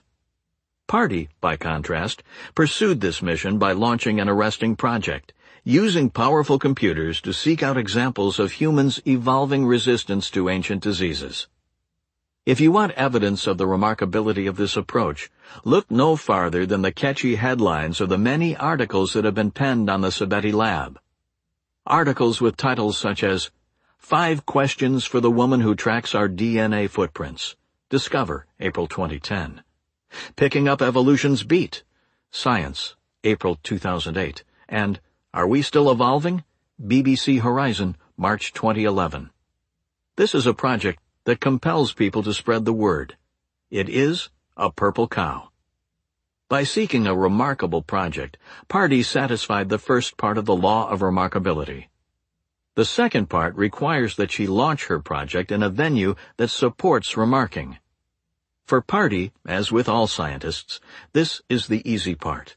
Peer-reviewed publication is a system built around the idea of allowing good ideas to spread. The better the idea, the better the journal it gets published in. The better the journal an article is published in, the more people who read it. And the more people who read it, the more it gets cited, discussed at conferences, and in general affects the field. If you're a scientist with a remarkable idea, there's little doubt about how best to spread it. Publish. This is exactly what Pardee did, with the Nature article that jump-started her reputation. With Kirk French, we also see the law of remarkability in action. His general mission was to popularize modern archaeology. There are lots of non-remarkable ways to pursue this mission. For example, he could have worked on making the archaeology curriculum at Penn State more appealing to undergraduates, or published articles on the field in general interest science magazines. But these projects would not have generated the type of attention-grabbing success that can transform your career into something compelling. Instead, Kirk decided to head straight into people's homes and use archaeological techniques to help them uncover the significance, if any, of family treasures. This approach is remarkable, an observation reinforced by the number of speaking invitations Kirk now receives, including a recent opportunity to address the largest conference in his field about lessons learned as a popularizer. When he gave the address, the crowd overflowed the auditorium, an impressive feat for someone who had just earned his doctorate. In this example, Kirk had a remarkable project to support his mission. Now all he needed was a venue conducive to remarking. He found this remarkable venue with television. We're a society trained to watch what's on and then discuss what caught our attention the next day. Summary of Rule Number 4. The core idea of this book is simple. To construct work you love, you must first build career capital by mastering rare and valuable skills, and then cash in this capital for the type of traits that define compelling careers. Mission is one of those traits. In the first chapter of this rule, I reinforced the idea that this trait, like all desirable career traits, really does require career capital. You can't skip straight into a great mission without first building mastery in your field. Drawing from the terminology of Stephen Johnson, I argued that the best ideas for missions are found in the adjacent possible, the region just beyond the current cutting edge. To encounter these ideas, therefore, you must first get to that cutting edge, which, in turn, requires expertise. To try to devise a mission when you're new to a field and lacking any career capital is a venture bound for failure. Once you identify a general mission, however, you're still left with the task of launching specific projects that make it succeed. An effective strategy for accomplishing this task is to try small steps that generate concrete feedback, little bets, and then use this feedback, be it good or bad, to help figure out what to try next. This systematic exploration can help you uncover an exceptional way forward that you might have never otherwise noticed.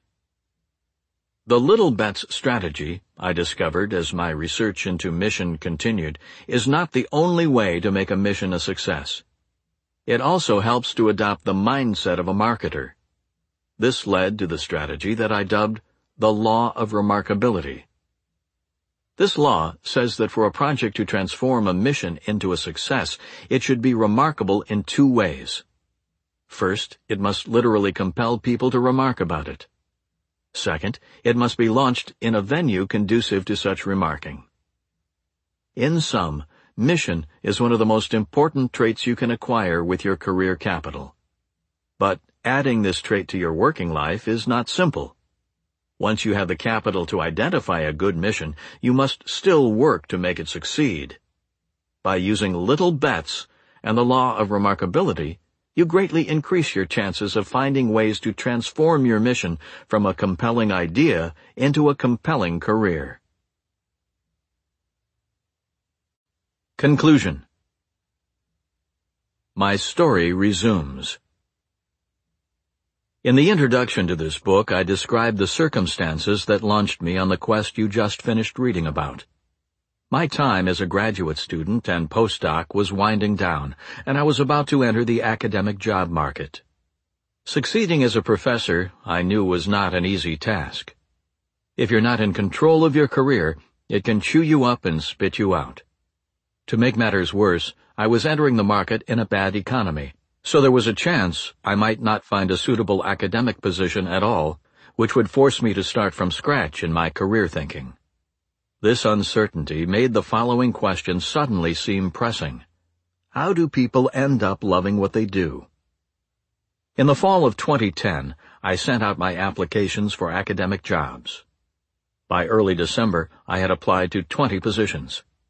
A curious quirk of the academic job search process is that your colleagues expect it to be demanding, so they keep tasks off your desk. And though the process is in fact demanding, these demands come in bursts, leaving long stretches of downtime in between.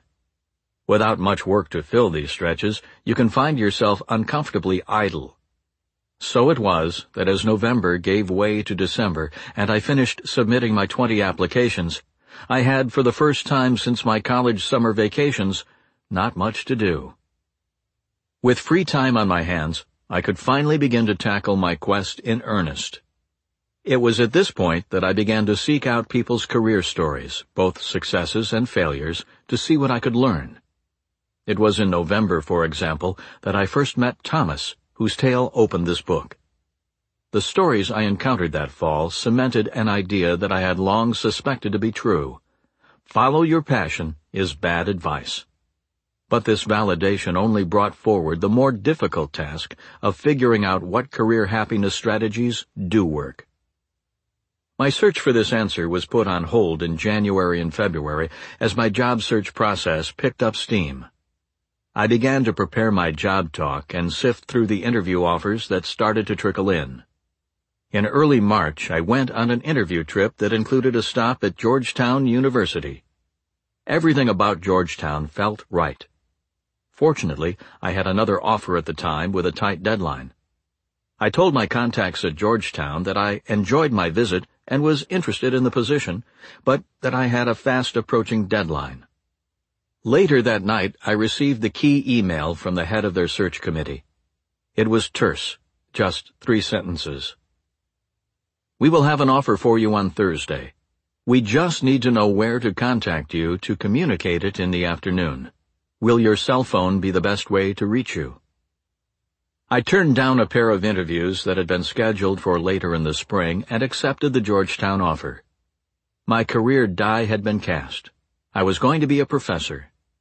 It was the second week of March when I formally took myself off the market. My start date would be in August. This left a gap of 4 months to finalize my answers to my pressing career questions. I now had a job, but I needed to figure out how to transform it into one I loved. During that spring and subsequent summer, I hit the road conducting the interviews that formed the core of rules number 2 through 4. As I'm writing this conclusion, I'm now 2 weeks away from my first semester as a professor.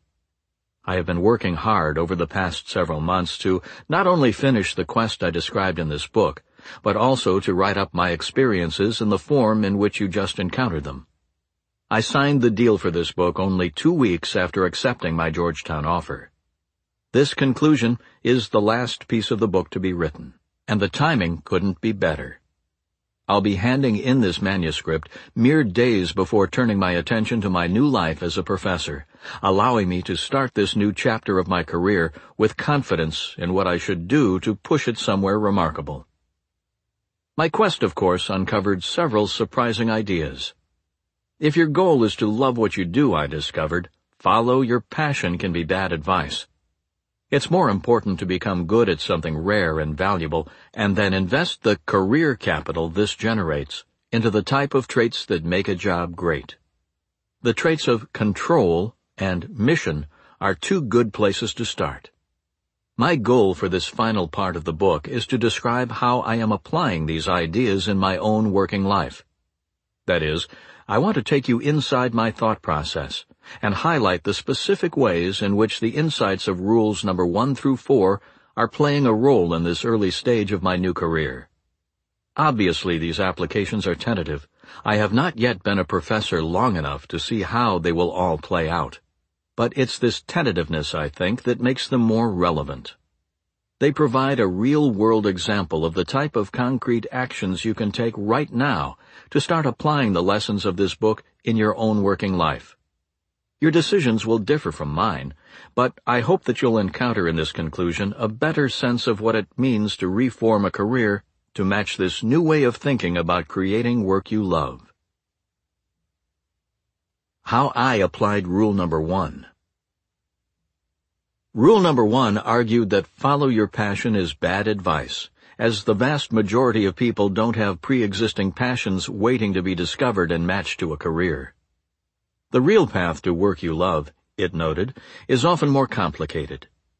This insight was not one that I encountered for the first time during my quest, but was instead something I had long suspected to be true.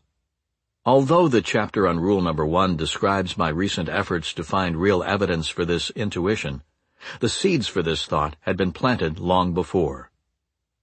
The story of my passion aversion starts in high school when my friend Michael Simmons and I started a web design company.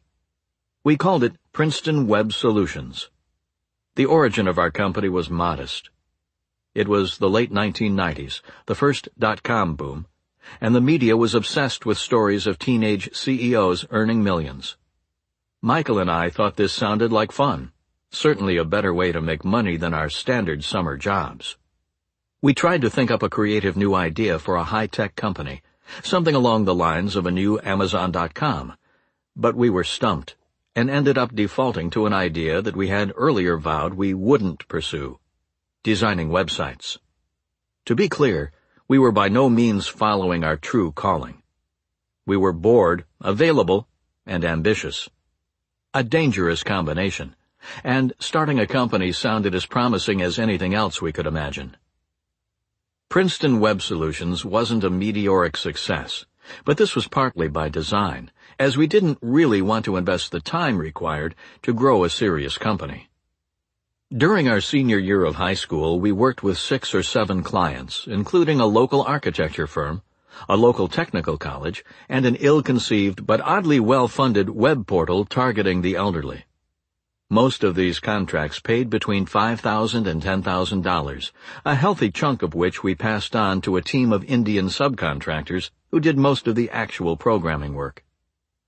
When Michael and I left for college, he to NYU and I to Dartmouth, I decided I was done with website design and moved on to more pressing interests, such as girls. For many in my generation, the rejection of follow your passion as career advice is heretical. I never felt this same attraction to the cult of passion, and for this I give credit to my experience with Princeton Web Solutions. As I mentioned, starting this company had nothing to do with me following a passion. Once Michael and I figured out how to keep the business humming, however, the skill turned out to be rare and valuable, especially for people our age.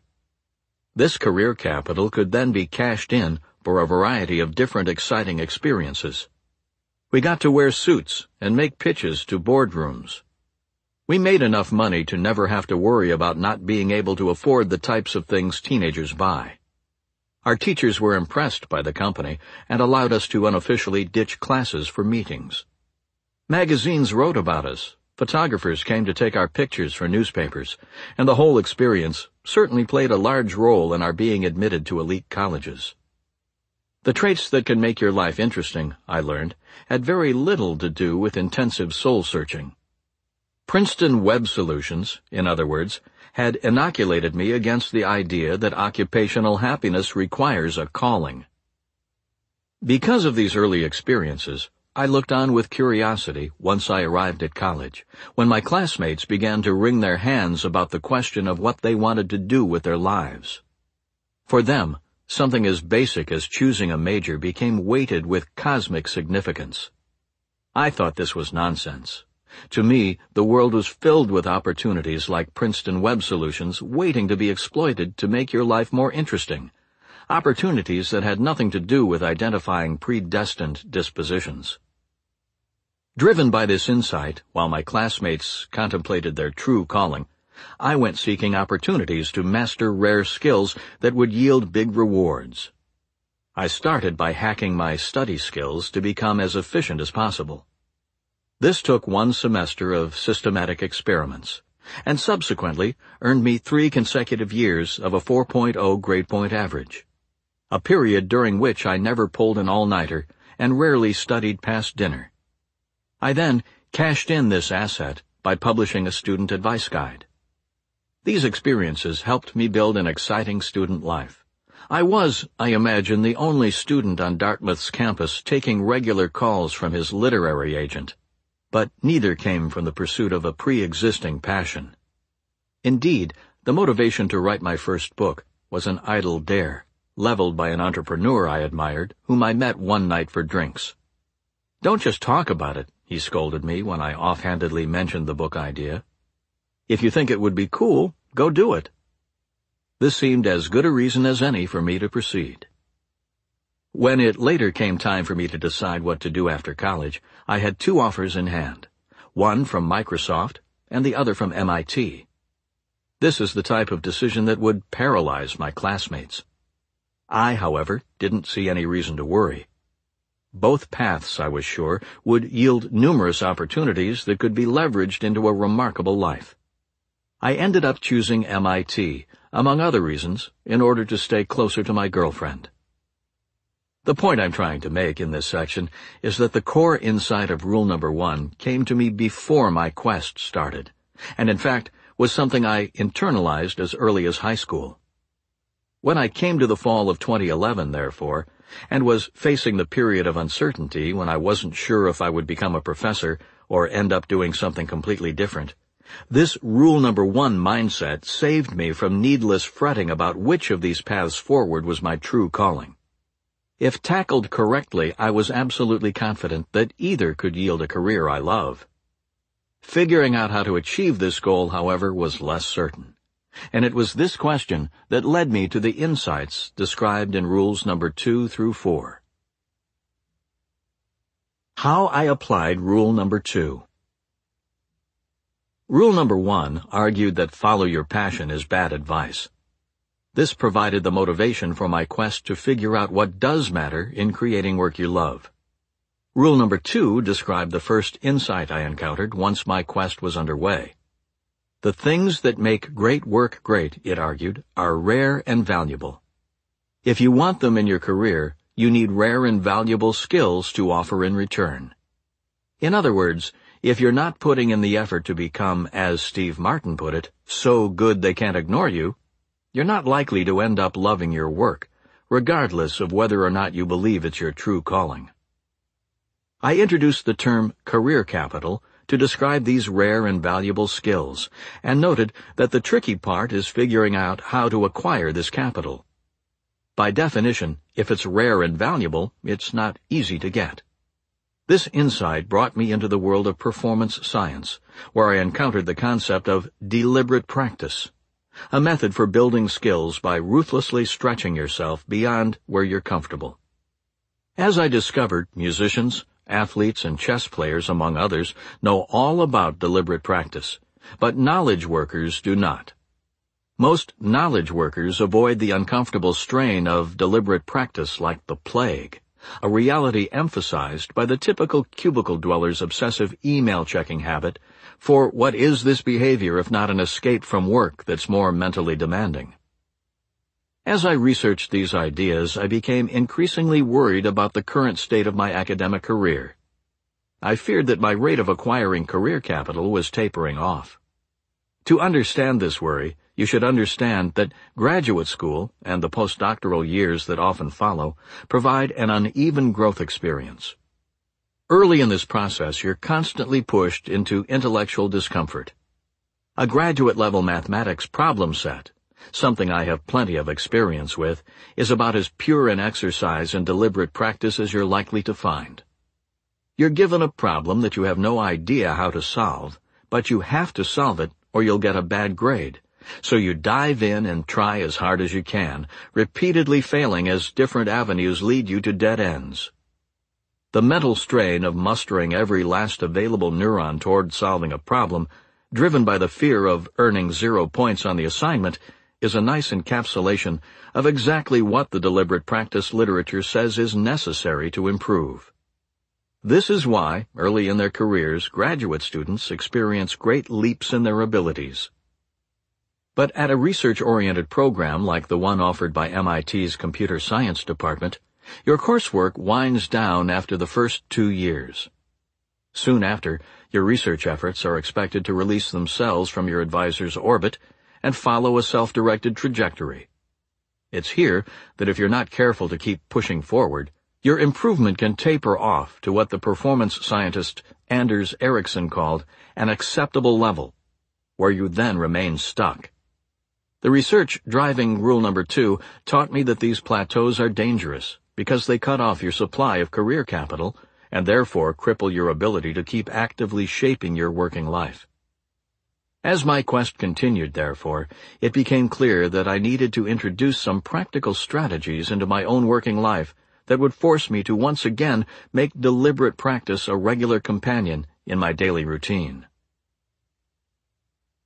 According to popular legend, Richard Feynman, the Nobel Prize-winning theoretical physicist, scored only a slightly above-average IQ of 125 when he was tested in high school. In his memoirs, however, we find hints of how he rose from modest intelligence to genius when he talks about his compulsion to tear down important papers and mathematical concepts until he could understand the concepts from the bottom up. It's possible, in other words, that his amazing intellect was less about a gift from God and more about a dedication to deliberate practice. Motivated by my research and examples such as Feynman, I decided that focusing my attention on a bottom-up understanding of my own field's most difficult results would be a good first step toward revitalizing my career capital stores. To initiate these efforts, I chose a paper that was well cited in my research niche, but that was also considered obtuse and hard to follow. The paper focused on only a single result, the analysis of an algorithm that offers the best-known solution to a well-known problem. Many people have cited this result, but few have understood the details that support it. I decided that mastering this notorious paper would prove a perfect introduction to my new regime of self-enforced, deliberate practice. Here was my first lesson. This type of skill development is hard. When I got to the first tricky gap in the paper's main proof argument, I faced immediate internal resistance. It was as if my mind realized the effort I was about to ask it to expend, and in response, it unleashed a wave of neuronal protest distant at first, but then, as I persisted, increasingly tremendous, crashing over my concentration with mounting intensity. To combat this resistance, I deployed two types of structure. The first type was time structure. I am going to work on this for 1 hour, I would tell myself. I don't care if I faint from the effort or make no progress. For the next hour, this is my whole world. But of course I wouldn't faint, and eventually I would make progress. It took on average 10 minutes for the waves of resistance to die down. Those 10 minutes were always difficult, but knowing that my efforts had a time limit helped ensure that the difficulty was manageable.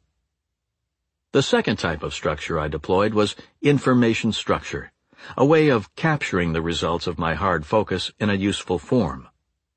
I started by building a proof map that captured the dependencies between the different pieces of the proof. This was hard, but not too hard, and it got me warmed up in my efforts to understand the result. I then advanced from the maps to short, self-administered quizzes that forced me to memorize the key definitions the proof used. Again, this was a relatively easy task, but it still took concentration, and the result was an understanding that was crucial for parsing the detailed math that came next. After these first two steps, emboldened by my initial successes in deploying hard focus, I moved on to the big guns, proof summaries. This is where I forced myself to take each lemma and walk through each step of its proofs, filling in missing steps. I would conclude by writing a detailed summary in my own words. This was staggeringly demanding, but the fact that I had already spent time on easier tasks in the paper built up enough momentum to help push me forward. I returned to this paper regularly over a period of 2 weeks. When I was done, I had probably experienced 15 hours total of deliberate practice-style strain, but due to its intensity, it felt like much more. Fortunately, this effort led to immediate benefits. Among other things, it allowed me to understand whole swaths of related work that had previously been mysterious. The researchers who wrote this paper had enjoyed a near monopoly on solving this style of problem. Now I could join them. Leveraging this new understanding, I went on to prove a new result, which I published at a top conference in my field. This is now a new research direction open for me to explore as I see fit. Perhaps even more indicative of this strategy's value is that I actually ended up finding a pair of mistakes in the paper. When I told the authors, it turned out I was only the second person to notice them, and they hadn't yet published a correction. To help calibrate the magnitude of this omission, bear in mind that according to Google Scholar, the paper had already been cited close to 60 times. More important than these small successes, however, was the new mindset this test case introduced. Strain, I now accepted, was good. Instead of seeing this discomfort as a sensation to avoid, I began to understand it the same way that a bodybuilder understands muscle burn, a sign that you're doing something right. Inspired by this insight, I accompanied a promise to do more large-scale paper deconstructions of this type, with a trio of smaller habits designed to inject even more deliberate practice into my daily routine. I described these new routines as such. My Research Bible Routine. At some point during my quest, I started what I came to call my Research Bible, which is in reality a document I keep on my computer. Here's the routine. Once a week, I require myself to summarize in my Bible a paper I think might be relevant to my research. This summary must include a description of the work, how it compares to previous work, and the main strategies used to obtain it. These summaries are less involved than the step-by-step deconstruction I did on my original test case paper, which is what allows me to do them on a weekly basis, but they still induce the strain of deliberate practice. My hour tally routine. Another deliberate practice routine was the introduction of my hour tally, a sheet of paper I mounted behind my desk at MIT, and plan on remounting at Georgetown.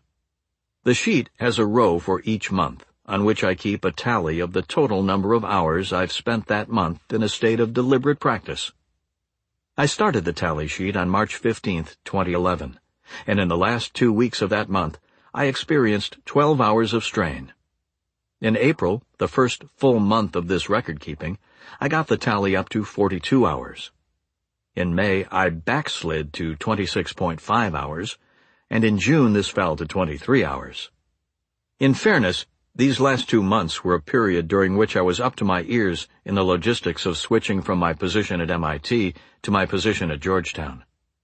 By having these hour counts stare me in the face every day, I'm motivated to find new ways to fit more deliberate practice into my schedule. Without this routine, my total amount of time spent stretching my abilities would undoubtedly be much lower. My theory notebook routine. My third strategy was the purchase of the most expensive notebook I could find at the MIT bookstore, an archival quality lab notebook that cost me $45. This notebook boasts a nice thick cardboard cover mounted on double-wire spirals that falls open flat. The pages are acid-free, thick, and gridded. I use this notebook when brainstorming new theory results. At the end of each of these brainstorming sessions, I require myself to formally record the results by hand on a dated page.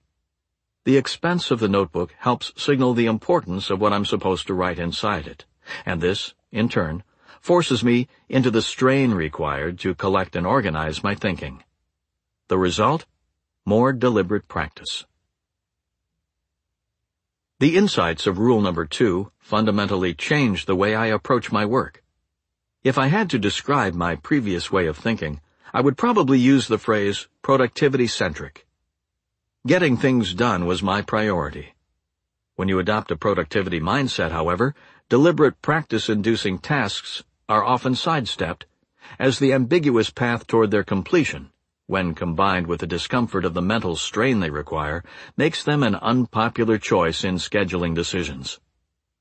It's much easier to redesign your graduate student web page than it is to grapple with a mind-melting proof. The result for me was that my career capital stores, initially built up during the forced strain of my early years as a graduate student, were dwindling as time went on. Researching rule number 2, however, changed this state of affairs by making me much more craft-centric. Getting better and better at what I did became what mattered most, and getting better required the strain of deliberate practice. This is a different way of thinking about work, but once you embrace it, the changes to your career trajectory can be profound.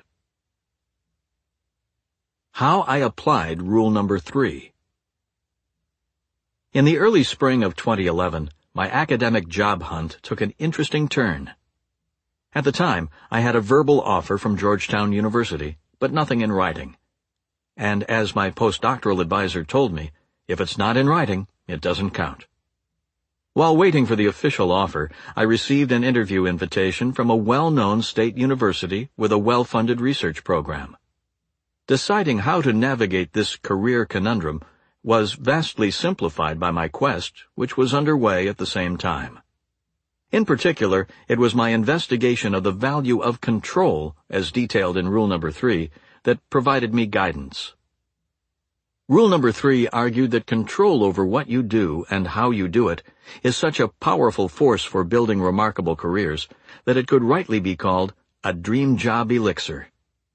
When you study the type of careers that make others remark, "That's the type of job I want," this trait almost always plays a central role.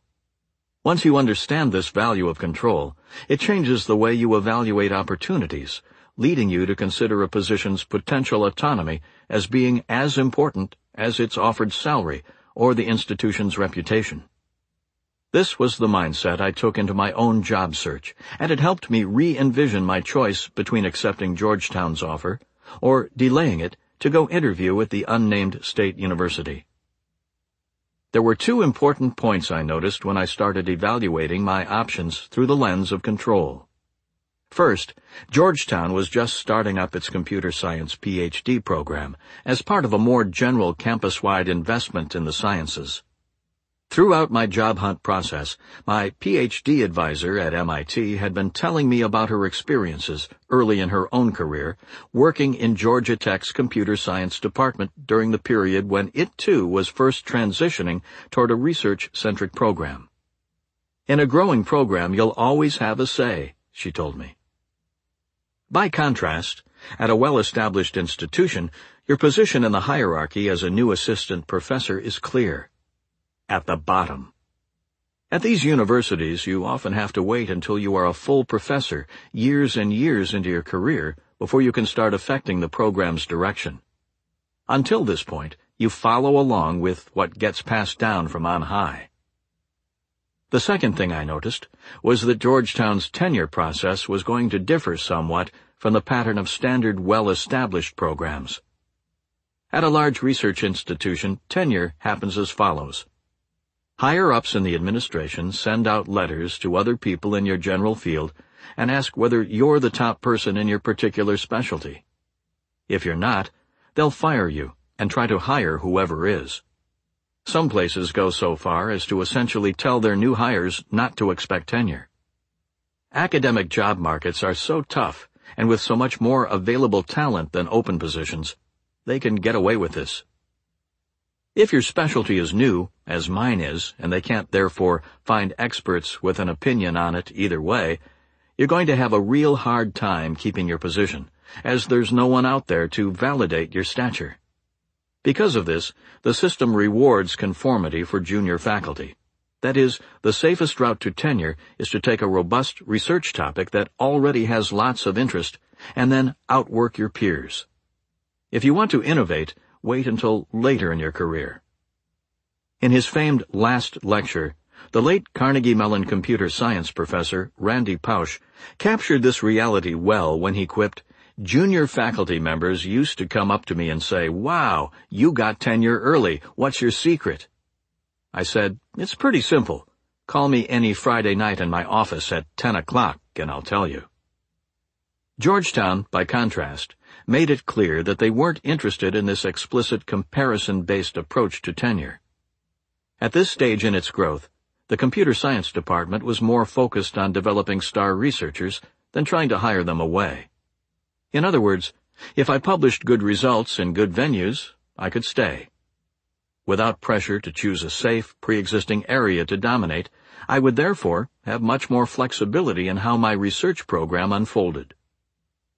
Viewed from the perspective of the control I would enjoy over my career, Georgetown was clearly more attractive than the well-established state university.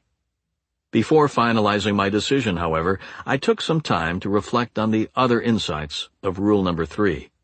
Insights that nuanced its otherwise enthusiastic endorsement of autonomy. During my quest, for example, I discovered 2 traps that typically trip people up in their search for control. The first trap was having too little career capital. If you go after more control in your working life without a rare and valuable skill to offer in return, you're likely pursuing a mirage. This was the trap tripped, for example, by the many fans of lifestyle design who left their traditional jobs to try to make a living on passive income-generating websites. Many of these contrarians quickly discovered that the income-generating piece of that plan doesn't work well if you don't have something valuable to offer in exchange for people's money. This trap might not seem relevant to my job hunt, as the academic search process usually demands large stores of career capital, in the form of peer-reviewed publications and strong recommendation letters, before a candidate has a possibility of earning an offer. But there are departments lurking out there that will attract second-tier candidates, that is, those without much career capital, with the allure of the autonomous academic life. But then, once they arrive on campus, saddle them with an overwhelming amount of teaching and service responsibilities.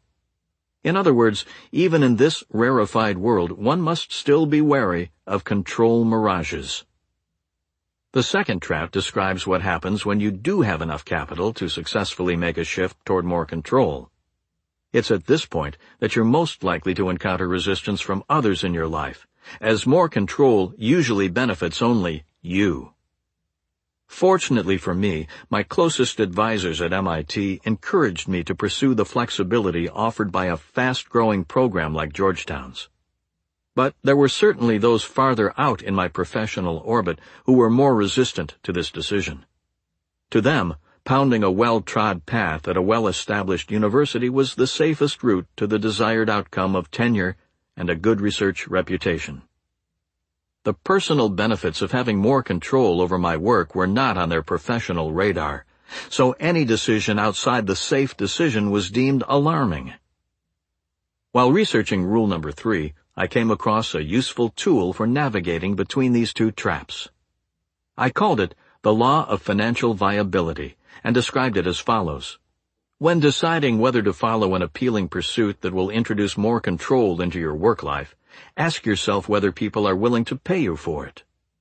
If so, continue. If not, move on. Ultimately, this was the law that helped me finalize my own career decision.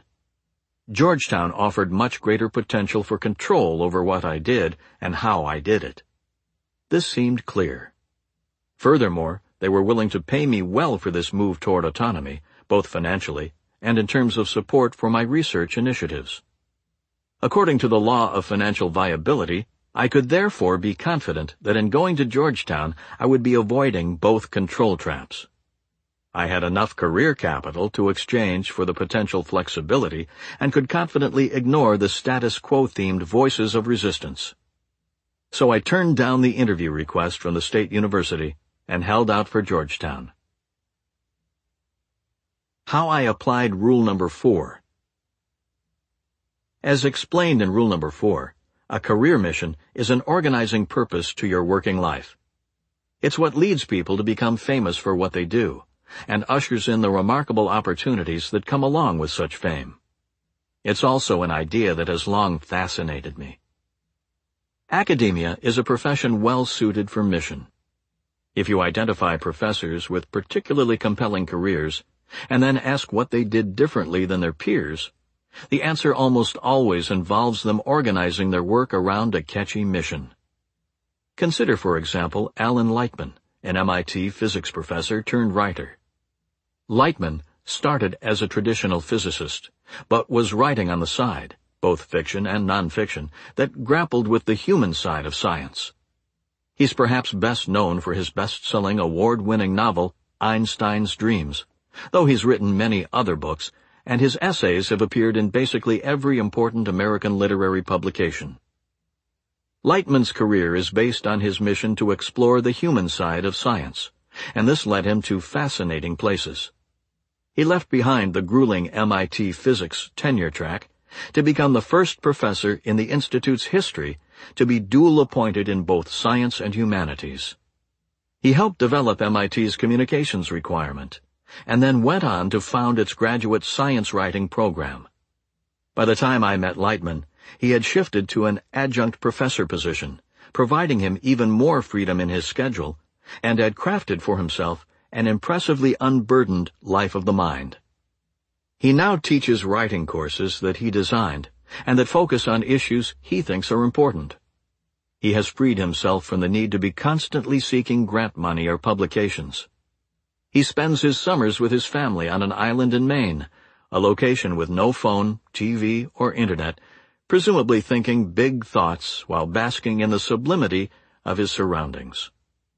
Most impressive to me, Lightman's contact page on his official MIT website gives the following disclaimer: I don't use email, a move towards simplicity that a less famous academic would never get away with. This is just one example among many of professors who leveraged mission to create an offbeat and compelling career. Some of these professors, such as Pardee Sabeti and Kirk French, I ended up tracking down and interviewing when researching this book, which is why you'll find the details of their stories in rule number 4. Others, such as Alan Lightman or Erez Lieberman, who earned fame by the age of 31 through his combination of mathematics and cultural studies, or Esther Duflo, who won a MacArthur Genius Grant for her work evaluating anti-poverty programs, didn't make the cut for the book, but still weigh heavily on my thinking about how to best shape my own career. It wasn't until I got started in earnest in my Rule Number 4 research, however, and met mission mavens such as Pardee, Kirk, and Giles Boquet that I understood just how tricky it is to make this trait a reality in your working life. The more you try to force it, I learned, the less likely you are to succeed. True missions, it turns out, require two things. First, you need career capital, which requires patience. Second, you need to be ceaselessly scanning your always-changing view of the adjacent possible in your field, looking for the next big idea. This requires a dedication to brainstorming and exposure to new ideas. Combined, these two commitments describe a lifestyle, not a series of steps that automatically spit out a mission when completed. As I entered the summer of 2011, I leveraged this new understanding to try to transform my approach to work into one that would lead to a successful mission. These efforts generated a series of routines that I combined into a mission development system. This system is best understood as a 3-level pyramid. I'll explain each of these levels next. Top level, the tentative research mission. My system is guided at the top level of the pyramid by a tentative research mission, a sort of rough guideline for the type of work I'm interested in doing. Right now, my mission reads, to apply distributed algorithm theory to interesting new places with the goal of producing interesting new results. In order to identify this mission description, I had first to acquire career capital in my field. I've published and read enough distributed algorithm results to know that there's great potential in moving this body of theory to new settings. The real challenge, of course, is finding the compelling projects that exploit this potential. This is the goal the other two levels of the pyramid are designed to pursue. Bottom level, background research. We now dive from the top level of the pyramid to the bottom level, where we find my dedication to background research. Here's my rule. Every week, I expose myself to something new about my field. I can read a paper, attend a talk, or schedule a meeting. To ensure that I really understand the new idea, I require myself to add a summary, in my own words, to my growing research Bible, which I introduced earlier in this conclusion when discussing how I applied Rule Number 2. I also try to carve out one walk each day for free-form thinking about the ideas turned up by this background research. I commute to work on foot and have a dog to exercise, so I have many such walks to choose from in my schedule. The choice of what material to expose myself to is guided by my mission description at the top of the pyramid. This background research process, which combines exposure to potentially relevant material with free-form recombination of ideas, comes straight out of Stephen Johnson's book, Where Good Ideas Come From, which I introduced in Rule Number 4 when talking about his notion of the adjacent possible. According to Johnson, access to new ideas and to the liquid networks that facilitate their mixing and matching often provides the catalyst for breakthrough new ideas. Middle level, exploratory projects. We arrive now at the middle level of the pyramid, which is responsible for most of the work I produce as a professor. As explained in Rule Number 4, an effective strategy for making the leap from a tentative mission idea to compelling accomplishments is to use small projects that I called little bets, borrowing the phrase from Peter Sim's 2010 book of the same title. As you might recall, a little bet, in the setting of mission exploration, has the following characteristics. It's a project small enough to be completed in less than a month. It forces you to create new value, for example, master a new skill and produce new results that didn't exist before. It produces a concrete result that you can use to gather concrete feedback. I use little bets to explore the most promising ideas turned up by the processes described by the bottom level of my pyramid. I try to keep only 2 or 3 bets active at a time so that they can receive intense attention. I also use deadlines, which I highlight in yellow in my planning documents to help keep the urgency of their completion high. Finally, I also track my hours spent on these bets, in the hour tally I described back in the section of this conclusion dedicated to my application of rule number 2. I found that without these accountability tools, I tended to procrastinate on this work, turning my attention to more urgent but less important matters. When a little bet finishes, I use the concrete feedback it generates to guide my research efforts going forward. This feedback tells me, for example, whether a given project should be aborted, and if not, what direction is most promising to explore next. The effort of completing these bets also has the added side benefit of inducing deliberate practice, yet another tactic in my ever-growing playbook dedicated to making me better and better at what I do. Ultimately, the success or failure of the projects pursued in this middle level helps me evolve the research mission maintained by the top level. In other words, the system as a whole is a closed feedback loop, constantly evolving toward a clearer and better supported vision for my work. Final thoughts. Working right trumps finding the right work. This book opened with the story of Thomas, who believed that the key to happiness is to follow your passion. True to this conviction, he followed his passion for Zen practice to a remote monastery in the Catskill Mountains. Once there, he applied himself to the study of Zen, immersing himself in meditation and pondering endless Dharma lectures. But Thomas didn't find the happiness he expected. He realized instead that although his surroundings had changed, he was exactly the same person as before he arrived at the monastery. The thought patterns that had previously convinced him, job after job, that he hadn't yet found his true calling had not disappeared. When we left Thomas back in this book's introduction, the weight of this realization had reduced him to tears. He sat in the quiet oak forest surrounding the monastery, crying. Almost 10 years later, I met Thomas at a coffee shop not far from my building at MIT. He was working in Germany at the time, and was visiting Boston for a conference. Thomas is tall and slim, with close-cropped hair. He wears the thin-framed square glasses that seem to be mandatory issue among European knowledge workers. As we sat and sipped coffee, Thomas filled me in on his life after his Zen crisis. Here's what I learned. After leaving the monastery, Thomas returned to the banking job he had left 2 years earlier when he moved to the Catskills to pursue his passion. This time, however, he approached his working life with a new awareness. His experience at the monastery had freed him from the escapist thoughts of fantasy jobs that had once dominated his mind. He was able instead to focus on the tasks he was given and on accomplishing them well.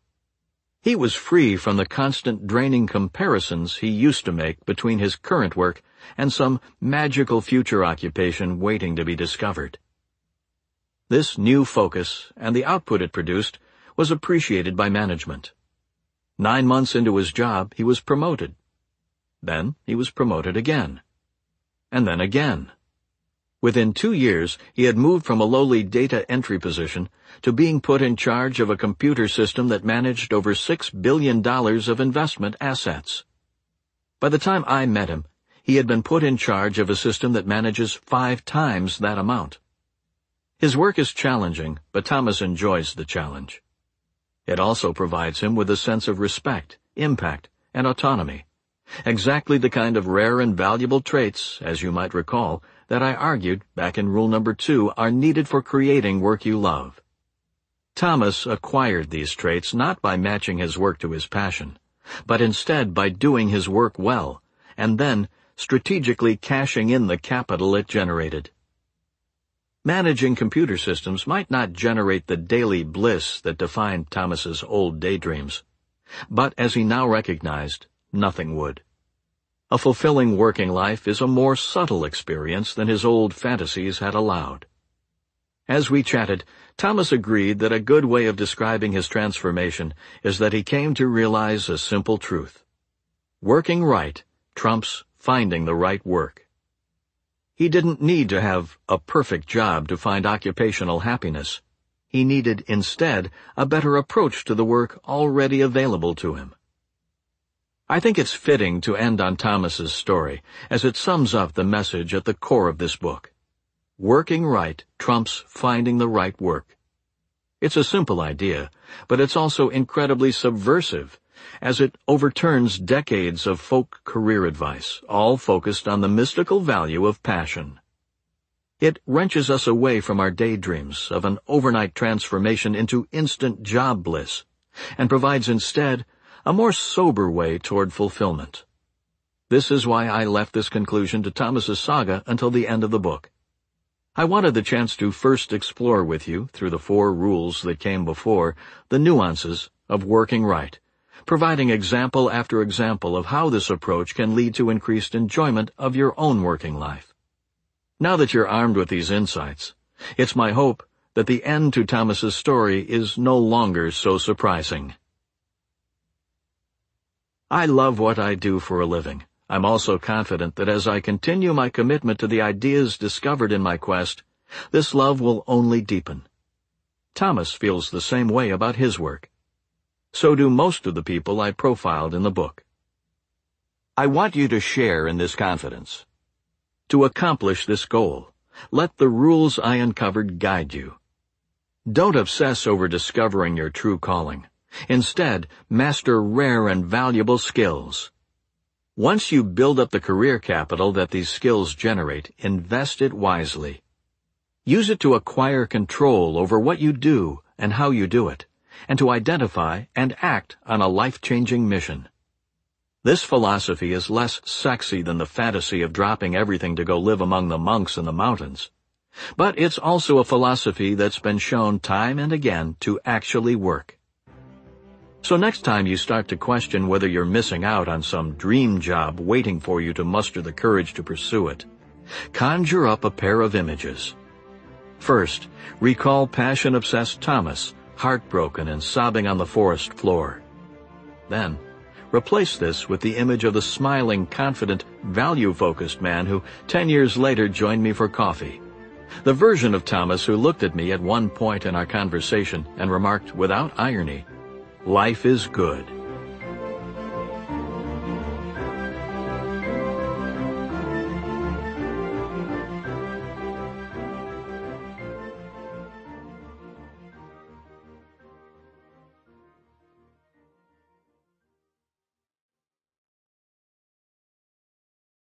Glossary.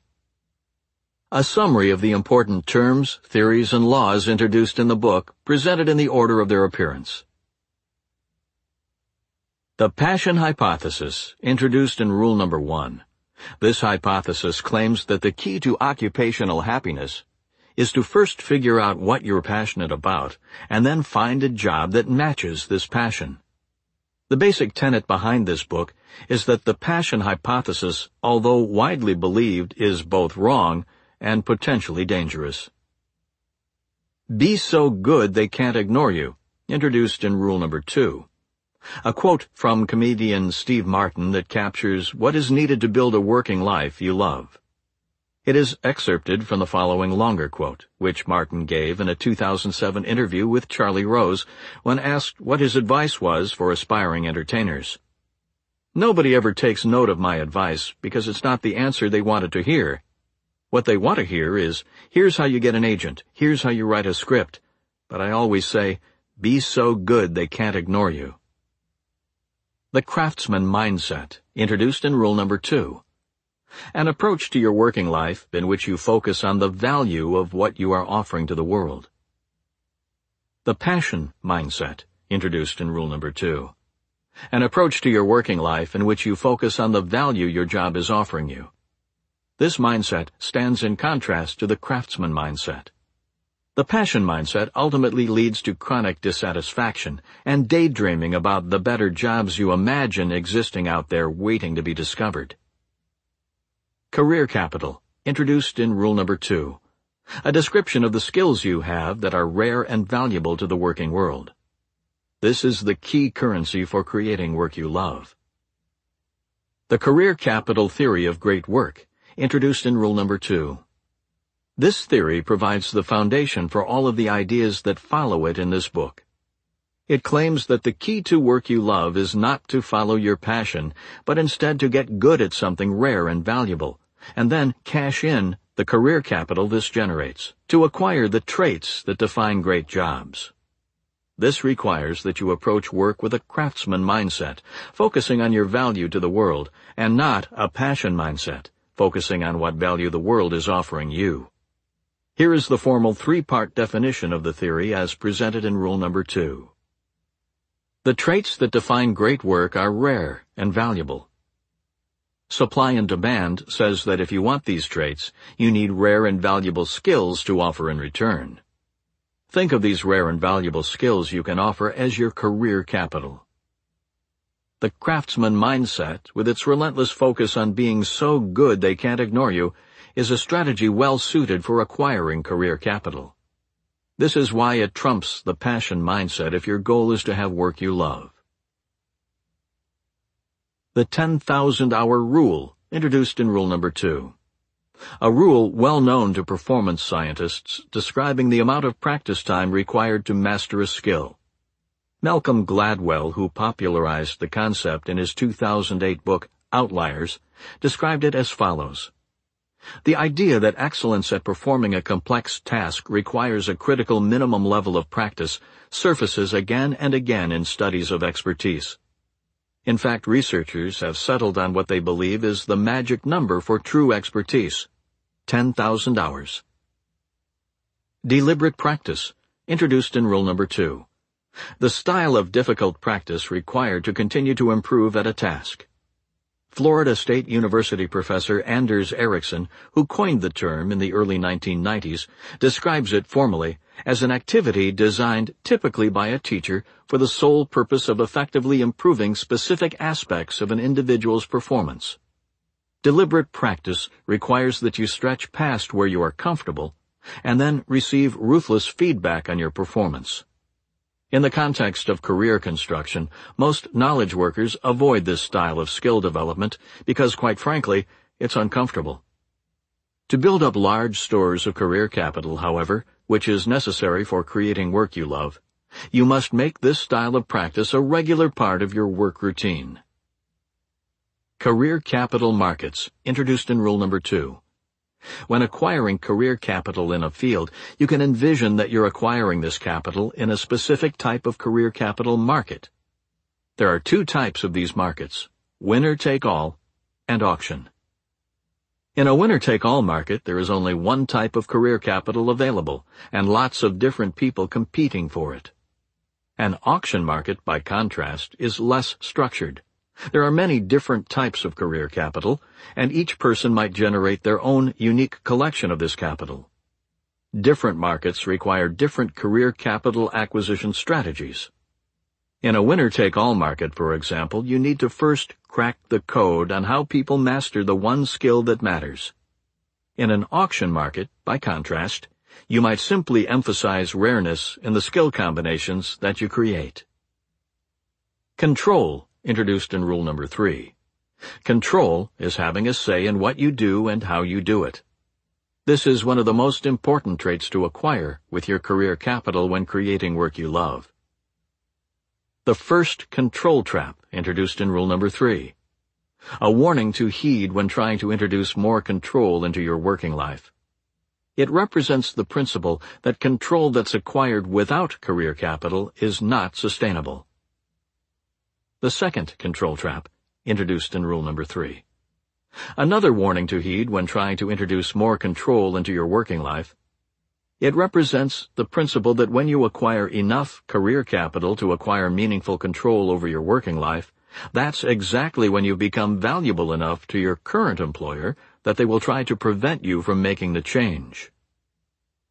Courage culture, briefly introduced in Rule Number 2, elaborated in Rule Number 3. A term that describes the growing number of authors and online commentators who promote the idea that the only thing standing between you and a dream job is building the courage to step off the expected path. Though well-intentioned, this culture is dangerous, as it underplays the importance of also having career capital to back up your career aspirations. It has led many people to quit their current job and to end up in a new situation where they are much worse off than before. The law of financial viability, introduced in rule number 3. A simple law that can be deployed to help sidestep the 2 control traps when trying to introduce more control into your working life. It suggests that when deciding whether to follow an appealing pursuit that will introduce more control into your work life, you should ask yourself whether people are willing to pay for it. If so, continue. If not, move on. Mission, introduced in rule number 4. A mission is another important trait to acquire with your career capital when creating work you love. It provides a unifying goal for your career. It's more general than a specific job and can span multiple positions. It provides an answer to the question, what should I do with my life? The adjacent possible, introduced in rule number 4.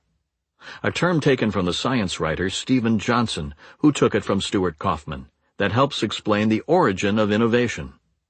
Johnson notes that the next big ideas in any field are typically found right beyond the current cutting edge, in the adjacent space that contains the possible new combinations of existing ideas. The key observation is that you have to get to the cutting edge of a field before its adjacent possible, and the innovations it contains, becomes visible.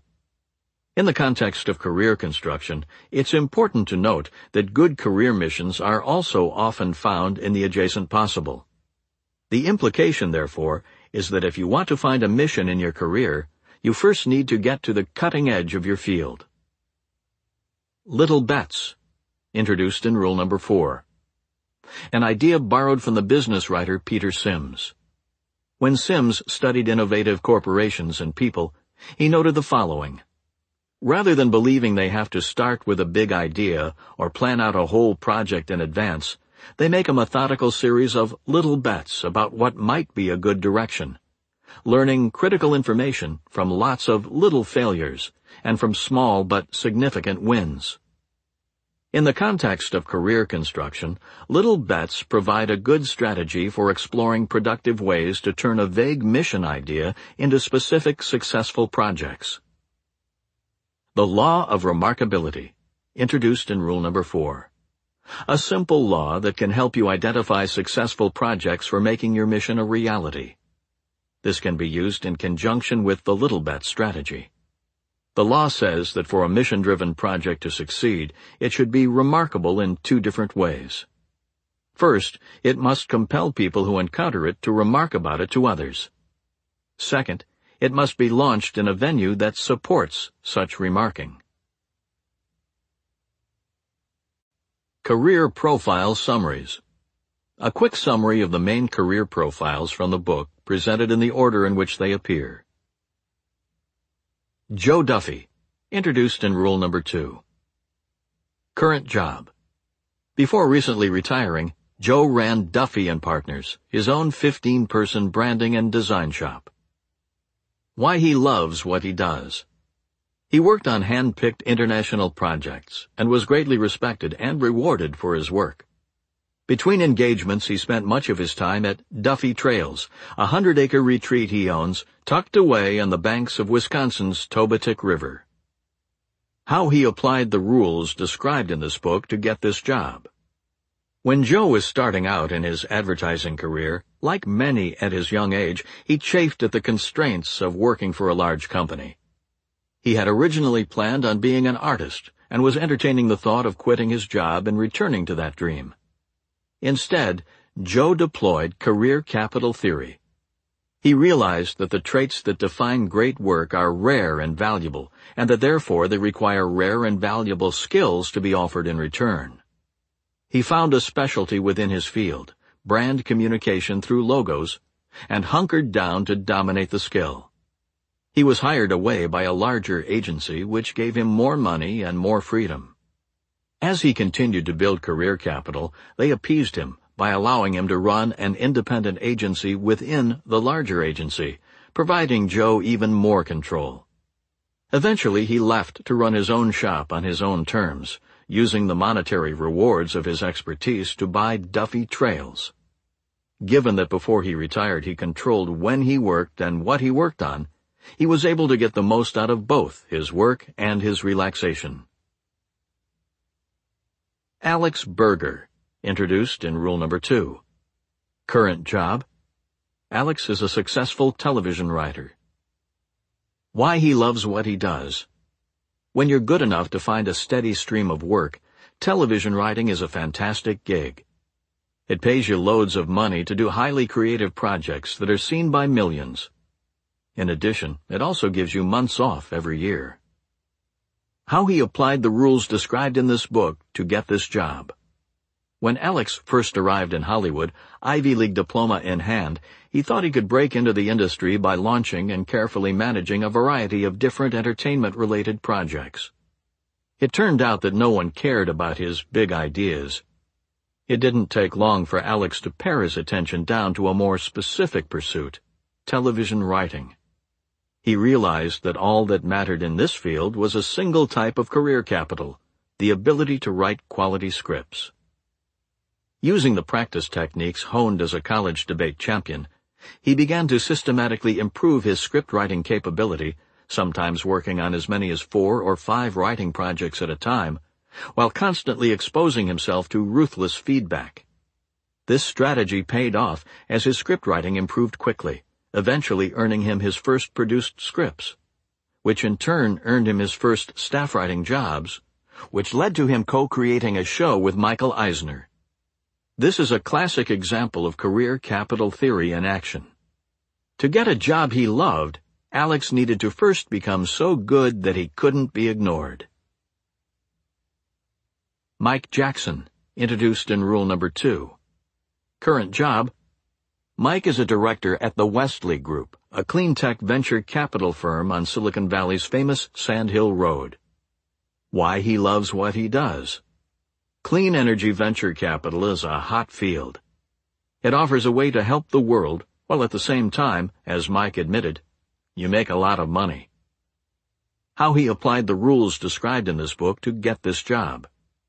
Mike didn't start with a clear vision of what he wanted to do with his life. He did understand, however, the basics of career capital theory.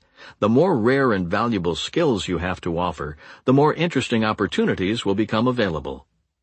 With this in mind, Mike formed his early career around the goal of dominating one valuable pursuit after another, trusting that the large stores of career capital this would generate would lead him somewhere worth going. He started by choosing an ambitious master's thesis project that ended up making him an expert on international carbon markets. He then leveraged this expertise to run a green energy startup that sold carbon offsets contracts to American companies. This combination of expert knowledge on green energy markets and entrepreneurship experience made him a perfect match for the Wesley Group, the clean energy venture capital firm where he now works. Throughout this process, Mike's focus was on how to get better, not on figuring out his true calling. The result was an enviable job. Ryan Voiland, introduced in rule number 3. Current job: Ryan, along with his wife Sarah, runs Red Fire Farm, a thriving organic farm in Granby, Massachusetts. Why he loves what he does. Ryan has been training in horticulture since he was a teenager. To now own land that he can cultivate on his own terms is deeply fulfilling to him. How he applied the rules described in this book to get this job. Many people harbor a rosy image of farm life. They imagine it would be nice to spend time outdoors in nice weather and be free from the distractions of the modern office. Spend time with Ryan at Red Fire, however, and this myth is quickly dispelled. Farming, it turns out, is hard work. The weather is not something you enjoy as if on vacation, but instead a force poised to play havoc with your crops. And far from being free from modern distractions, a farmer is a businessman with all the email, Excel spreadsheets, and QuickBooks software that come along with that role. The reason Ryan loves what he does, it turns out, is not that he gets to be outside or free from email, but instead that he has control over both what he does and how he does it. This trait, as described in rule number 3, is crucial for creating work you love. What's important about Ryan's story is that he didn't just decide one day that farming would provide nice control and then go buy some land. Instead, he recognized that control, like any valuable career trait, requires career capital to acquire. With this in mind, he built up his farming skills for over a decade before setting out on his own. It started with cultivating his parents' garden and selling produce by the road. From there, he slowly built up his abilities by taking on larger cultivation projects. By the time he left for Cornell to study horticulture, he was renting land from a local farmer. It wasn't until after he earned his degree that he applied for a loan for his first parcel of land. Given his expertise, it's not surprising that his new farm thrived. He's a perfect example of both the value of control and the patient capital acquisition required before you can gain this trait in your working life. Lulu Young, introduced in rule number 3. Current job: Lulu is a freelance software developer.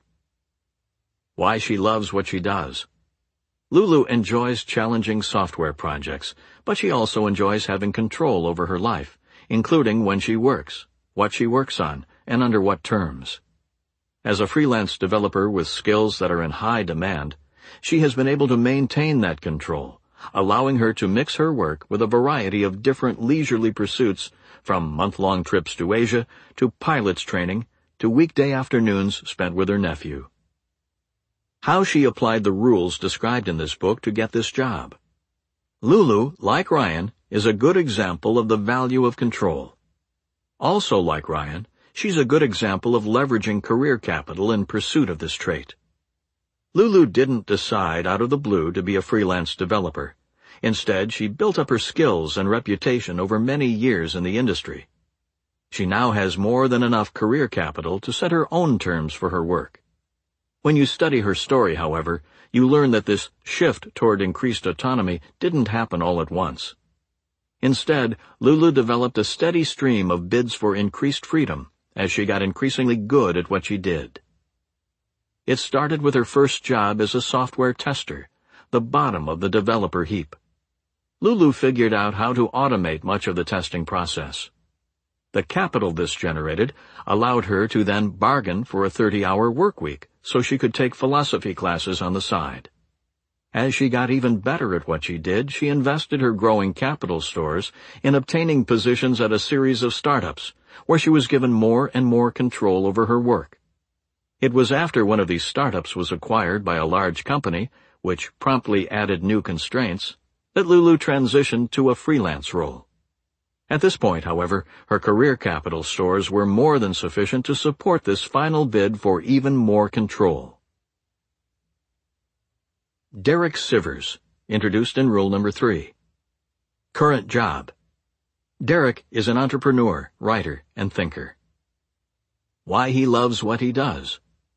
Derek has had enough successes in his career that he can now live where he wants and work on projects he finds interesting when he decides he's in the mood to work. He's in complete control over his life and is taking full advantage of this autonomy. How he applied the rules described in this book to get this job. Derek is another example of control being a defining trait of a great career. What made him most relevant to our discussion in rule number 3, however, is the rule he deploys when deciding whether or not to pursue a bid for more autonomy. I call this rule the law of financial viability, and it says that you should only pursue a project if people are willing to pay you for it. If they aren't, you probably don't have sufficient capital to exchange for the control you desire. This is the law that helped guide Derek to his current levels of success. He first applied it when deciding to quit his job at Warner Brothers to become a full-time musician. He delayed this decision until the money he was making from music was equal to what he made in his day job. If he couldn't get to this modest level of income with part-time playing, he reasoned, then he was unlikely to enjoy enough success pursuing this career full-time. He next applied the law when starting CD Baby, the company he eventually sold for millions. He didn't drop everything to pursue his entrepreneurial ambition. Instead, he started small. When the company made a little money, he used this money to expand it so it could make a little more. When it started to make a lot of money, only then did he decide to make it into his full-time job. The courage culture pushes us to make drastic bids for increased control over our working lives. Derek's example provides a nice reality check. Seeking freedom is good, but it's easy to fail in this pursuit. The law of financial viability provides a good guide past these pitfalls. Pardee Sabeti, introduced in Rule Number 4. Current job. Pardee is a professor of evolutionary biology at Harvard University. Why she loves what she does. Pardee's academic career is built around a mission that she finds both exciting and important: to use computational genetics to help rid the world of ancient diseases. How she applied the rules described in this book to get this job. Pardee is a good example of the value of organizing your working life around a compelling mission. Many professors are overwhelmed by their jobs and eventually descend into a state of bitter cynicism. Pardee avoided this fate by dedicating her work towards something she finds important and exciting. Of equal importance is how she found her mission. Many people incorrectly believe that coming up with a mission is the easy part. It's something that just happens in a moment of inspiration, and that what's hard is mustering the courage to pursue it. Rule Number 4 argued the opposite. It said that real missions, those that you can build a career around, require that you build up extensive amounts of expertise before they can be identified. Once they are identified, however, pursuing them is often a no-brainer. This is exactly what we find in the story of Pardee. It took years of skill acquisition before Pardee was able to identify the mission that now defines her career. After college, she went on to earn her Ph.D. in genetics. Not quite sure what she wanted to do with her life, she also went to medical school. It wasn't until after finishing medical school and spending time as a postdoctoral fellow that she finally had enough expertise in her field to sift out this exciting new opportunity. Overall, Pardee's most important commitment was to patience. She didn't try to force a direction for her working life, but instead built up her career capital and kept her eyes open for the interesting directions she knew this process would uncover. Kirk French, introduced in Rule Number 4. Current job. Kirk teaches archaeology at Penn State University and is the co-host of a television show on the Discovery Channel that lets him travel the country helping people figure out the historical importance of their keepsakes and heirlooms. Why he loves what he does. As a teacher, Kirk has long been interested in spreading the word about modern archaeology. Ever since being interviewed for a documentary on the Mayan culture, Kirk's specialty, he has also been interested in media as a vehicle for popularizing archaeology. Landing a television show has been a fantastic realization of these interests. How he applied the rules described in this book to get this job. Kirk organized his archaeological career around the mission of popularizing his field. This mission has helped him turn an academic career that could become dry or overwhelming into a source of adventure and fulfillment. As with Pardee, this mission first required career capital. In Kirk's case, this came in the form of his Ph.D. His story, however, also highlights the first of two strategies presented in Rule Number 4 for helping career missions, once they're identified, succeed. The idea to host a television show did not come to Kirk out of the blue. Instead, he explored his general mission idea to popularize archaeology by means of a series of little bets. Many of these, such as his attempts to raise finances for a documentary, failed. But these failures were important, as they helped Kirk shift his attention away from non-productive directions. In the end, it was one of these bets that led him directly to his television show. He decided to film a visit to a local man who claimed to have found the Knights Templar's treasure buried in his suburban Pittsburgh property. Not long afterward, a producer wrote Kirk's department chair looking for ideas for an archaeology-related television show. Kirk saw the email and sent the producer his Knights Templar tape. The producer loved it and not long after, a show concept was born with Kirk as the host. Building the expertise to identify a quality career mission is the first step toward leveraging this trait. As Kirk's story demonstrated, deploying a series of little bets to feel out the best way forward with his mission is a good second step. Giles Bouquet, introduced in Rule Number 4. Current job. Giles is a well-known Ruby software programmer. His renown has allowed him to shift between many jobs, following his interest of the moment. He's worked for the country's top Ruby shop, supported himself entirely off of blog income, helped a Hollywood movie star launch a web-based entertainment venture, and most recently started writing a book. Why he loves what he does. Because Giles has a hyperkinetic personality, his ability to jump from one interesting job to another, moving on once something becomes boring, is a perfect match for his rapidly shifting attention. Spend any time around Giles, and you'll realize how miserable he would be if forced by economic necessity into a long-term traditional 40-hour-a-week job. How he applied the rules described in this book to get this job.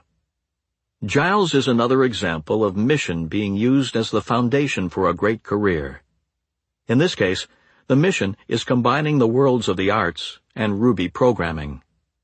Giles made this mission a success when he released Archaeopteryx, an open-source software program that writes and performs its own music. This software gave Giles the fame within his community that has supported his kinetic career trajectory ever since. Like Pardee and Kirk, Giles needed career capital before he could identify his mission.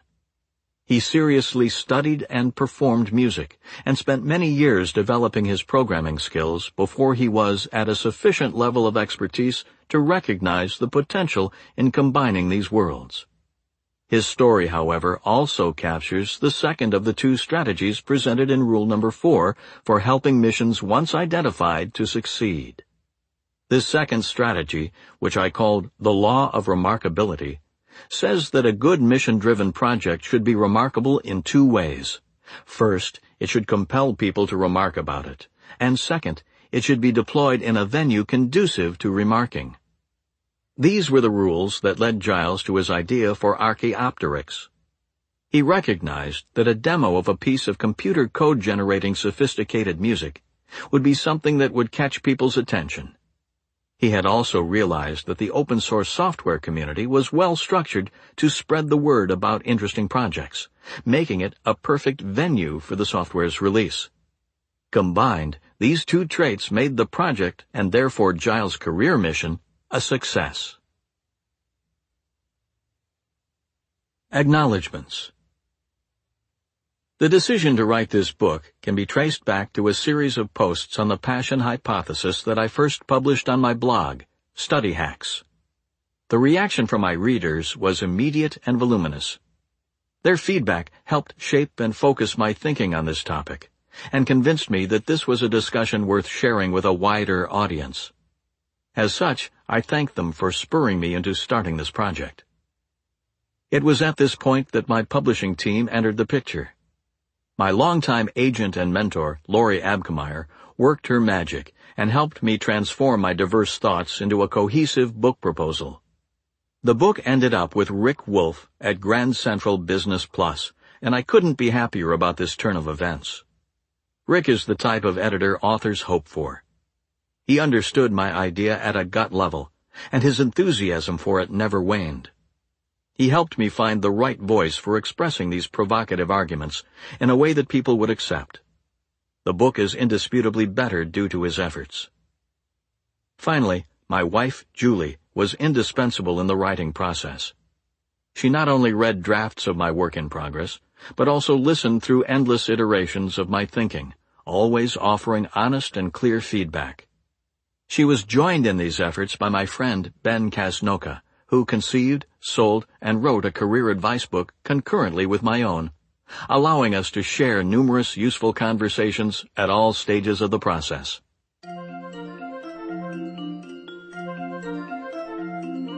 This has been a Hachette audio production of So Good They Can't Ignore You, Why Skills Trump Passion in the Quest for Work You Love.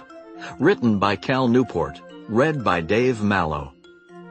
Executive producer Michelle McGonigal. Produced and directed by Dennis Kao. Audio edited, mixed, and mastered by Jeremy Wesley. Production supervised by Christine M. Farrell.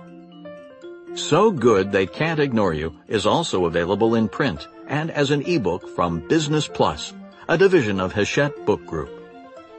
Text copyright 2012 by Calvin C. Newport. Audio production copyright and published 2012 by Hachette Audio, all rights reserved. In accordance with the U.S. Copyright Act of 1976, the duplicating, uploading, and electronic sharing of any part of this audiobook without the permission of the publisher is unlawful piracy and theft of the author's intellectual property. If you would like to use material from the audiobook other than for review purposes, prior written permission must be obtained by contacting the publisher at permissions@hbgusa.com. Thank you for your support of the author's rights.